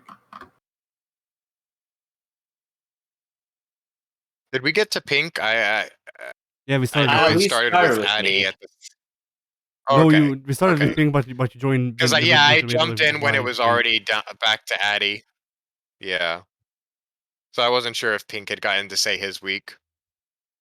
Yep, my week was a whole lot What of about nothing. Corn? Is Corn still here? No, Corn he left. had to duck out. So I All believe right. we can What's call coming that a out on your podcast. channel, Alex? Oh fuck. Well, RimWorld. I tried RimWorld, and the recording for that came out this morning. Let's see. The last part of the Team Fortress 2 birthday recording should be out sometime this week. And on top of that, there will almost certainly be some big Total War Warhammer 2 news this coming Total War Warhammer 3 news, excuse me. News coming. I don't even have to clarify numbers at Oh, this yeah. point. You all fucking know. News coming out this week, and if it is something big, I mean, no matter what, they will wrap up the start positions this week because they've only got a few left, right? Dwarfs, vampire counts, Oh yeah, wood yes. elves.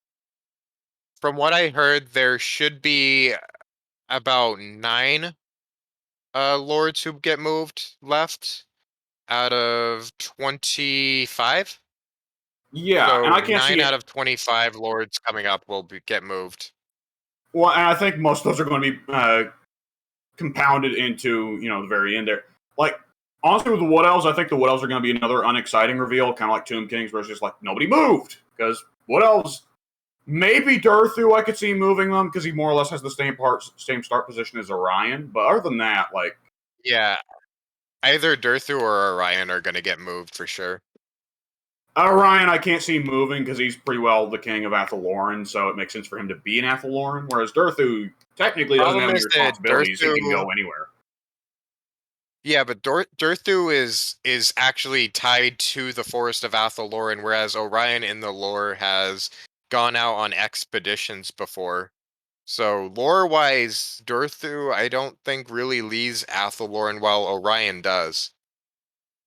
Well, Drika's tied to Athaloran in the same way that Durthu would be, but Forest Spirits can leave the woods. True. They do it all the time. That's actually one of the major things of why the Wildwood Rangers are actually part of Wood Elf armies, is because the Tree Spirits are pretty well constantly sneaking out, and the Wildwood Rangers try to keep track of them. Yeah, but I think that you're right. One of them are going to move. Yeah. For dwarves, we're pretty sure Belagar is going to move as well. Grombrindle and Belagar, yeah. Thoric, Thoric's going to get probably his Vortex start position because the Southlands is congested enough already, and a Dwarf in Lustria is more interesting. Yeah. But, like, the one that I'm very curious about, because I think we've also got enough information about Vampire Counter Warriors of Chaos that we know where they're going. What the fuck are they going to do with Vampire Coast, right? Because Solostra can put them anywhere. Well, I can't see Luther leaving the Vampire Coast because it's, named for him and so on. And I can't see Noctis leaving the old Whirlpool. Galleon But the other two, I almost feel like they'd want to move Aranessa just so that she isn't pressuring the Dogs of War at turn start, like, Greasus and Morgur will be doing, Scrag and Morgur will be doing. The Dogs of War are going to have enough trouble at turn 1 without her. Right. And Solostra can just be put anywhere. Like, she has the feud with the High Elves, but that, like, nobody even remembers she has that feud to begin with, so they can just move her anywhere. Yeah, she has no lore, really.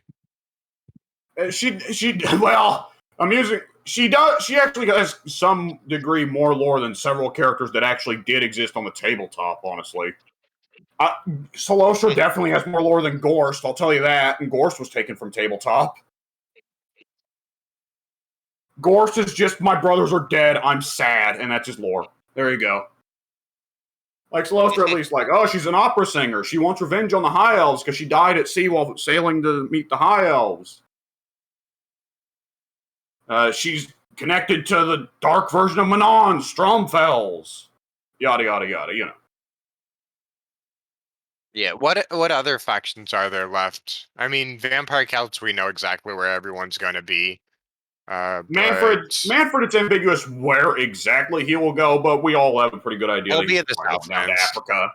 Yeah. Yeah. Yeah, it's just Dwarfs, Vampire Counts, Vampire Coast, Wood Elves, Warriors of Chaos. Dark Elves. They haven't revealed Dark Elves yet. Dark Elves. You're right. And Dark Elves will be interesting, actually. Lokir, we already know is to get moved. Yeah, Ricard. Well, it'd be funny if him and Be'lakor started inside each other. Malice is supposed to be the one with the demon inside him. That sounds very kinky.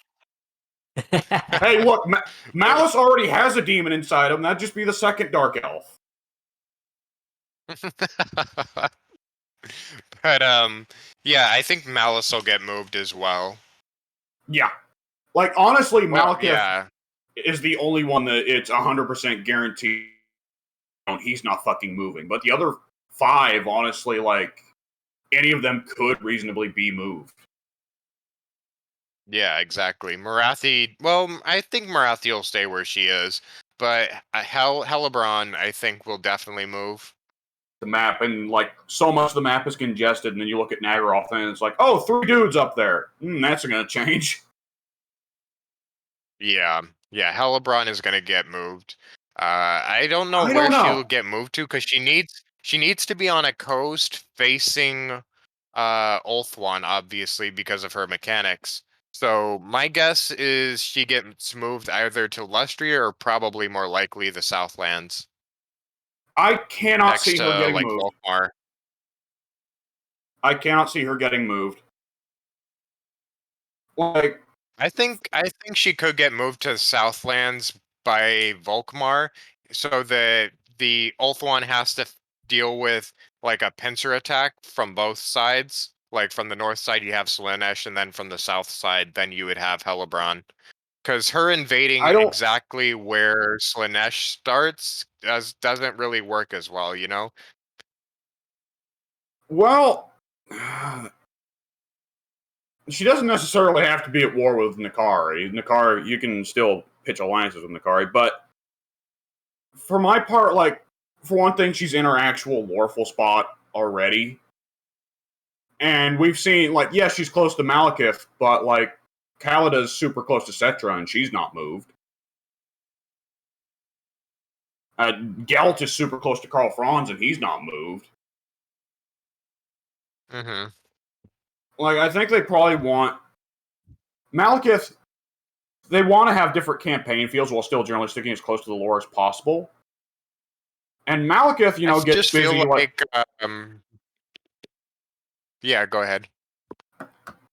Malekith, is in a spot where he can just go just about anywhere in Nagaroth, but he's got more of an encouragement to go down south or out west. Whereas, Hellebron kind of has to fuck with the demons and the Norskins out there. Yeah, I Either just which feel way, like I it think. makes more sense for Marathi and Malekith to be close together because they're, mother and son and And more lovers. than that besides. But Yeah. I could see Marathi getting moved up to the Chaos Waste because she likes that. A couple words were about to come out of my mouth that for Pink and Addie were going to sound very different. Fuck it, I'll say it. Marathi likes to go up north because she likes that hung dick. But believe it or not, I'm not complimenting their girth. Well, good. Hung is not a word for girth. Hung is a word for length. At length, sure. Because like you're We'll you're not hung like a tree. You're hung like a horse. Oh, you know what? Soon something just occurred to me. They probably might want Marathi and Hellebron to be closer together because they hate each other. And, they're kind of doing the same thing with the Eight Peaks. They're putting Belagar, Skarsnik, and Queek closer together so they'll actually fight. Because ordinarily in Warhammer 2, Hellebron and Marathi never interact. Right. But in the lore, Hellebron's main thing in the lore is, I fucking hate Marathi, I fucking hate Marathi, I fucking hate Marathi. Fuck Marathi. Yeah, fucking bitch made me old. I hate being old. Yeah, fuck her. And not in the way she likes either. No. I'm imagining a Hellebron Marathi interaction. I will penetrate you! Marathi just raises an eyebrow, and Hellebron picks up. With swords!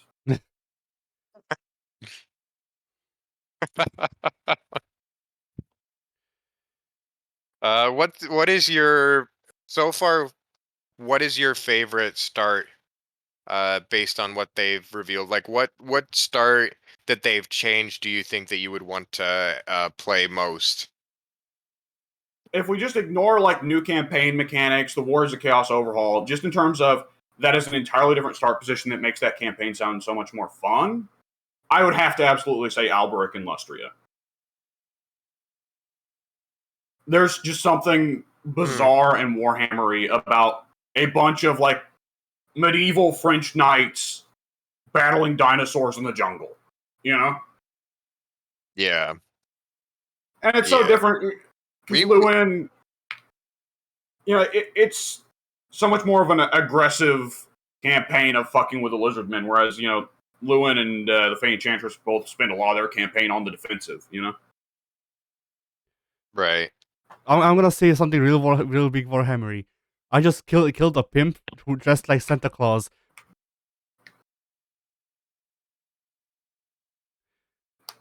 What are you playing? You know- Saints Row 2? Yeah. Okay. I mean, to be Alright, fair, so I it think- could be that you're. Jesus Christ. Yeah, I was gonna say. Sorry, there's a really bad delay, Dubs. It's like a delay of like 10 seconds between us. It's probably the cloud. It's probably it's an probably. overcast day out there, so my satellite is acting funky. I'll just say you and I should probably wrap up the Warhammer talk here because I can feel this kind of turning into a Civilization thing of Addy just tuning out badly. Yeah, it's all good. We all have our things that we tune out of.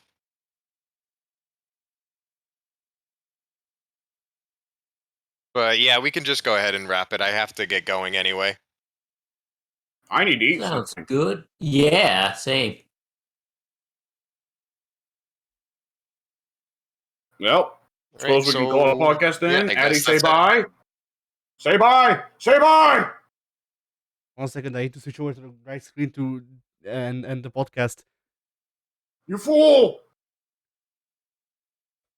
We're all doomed.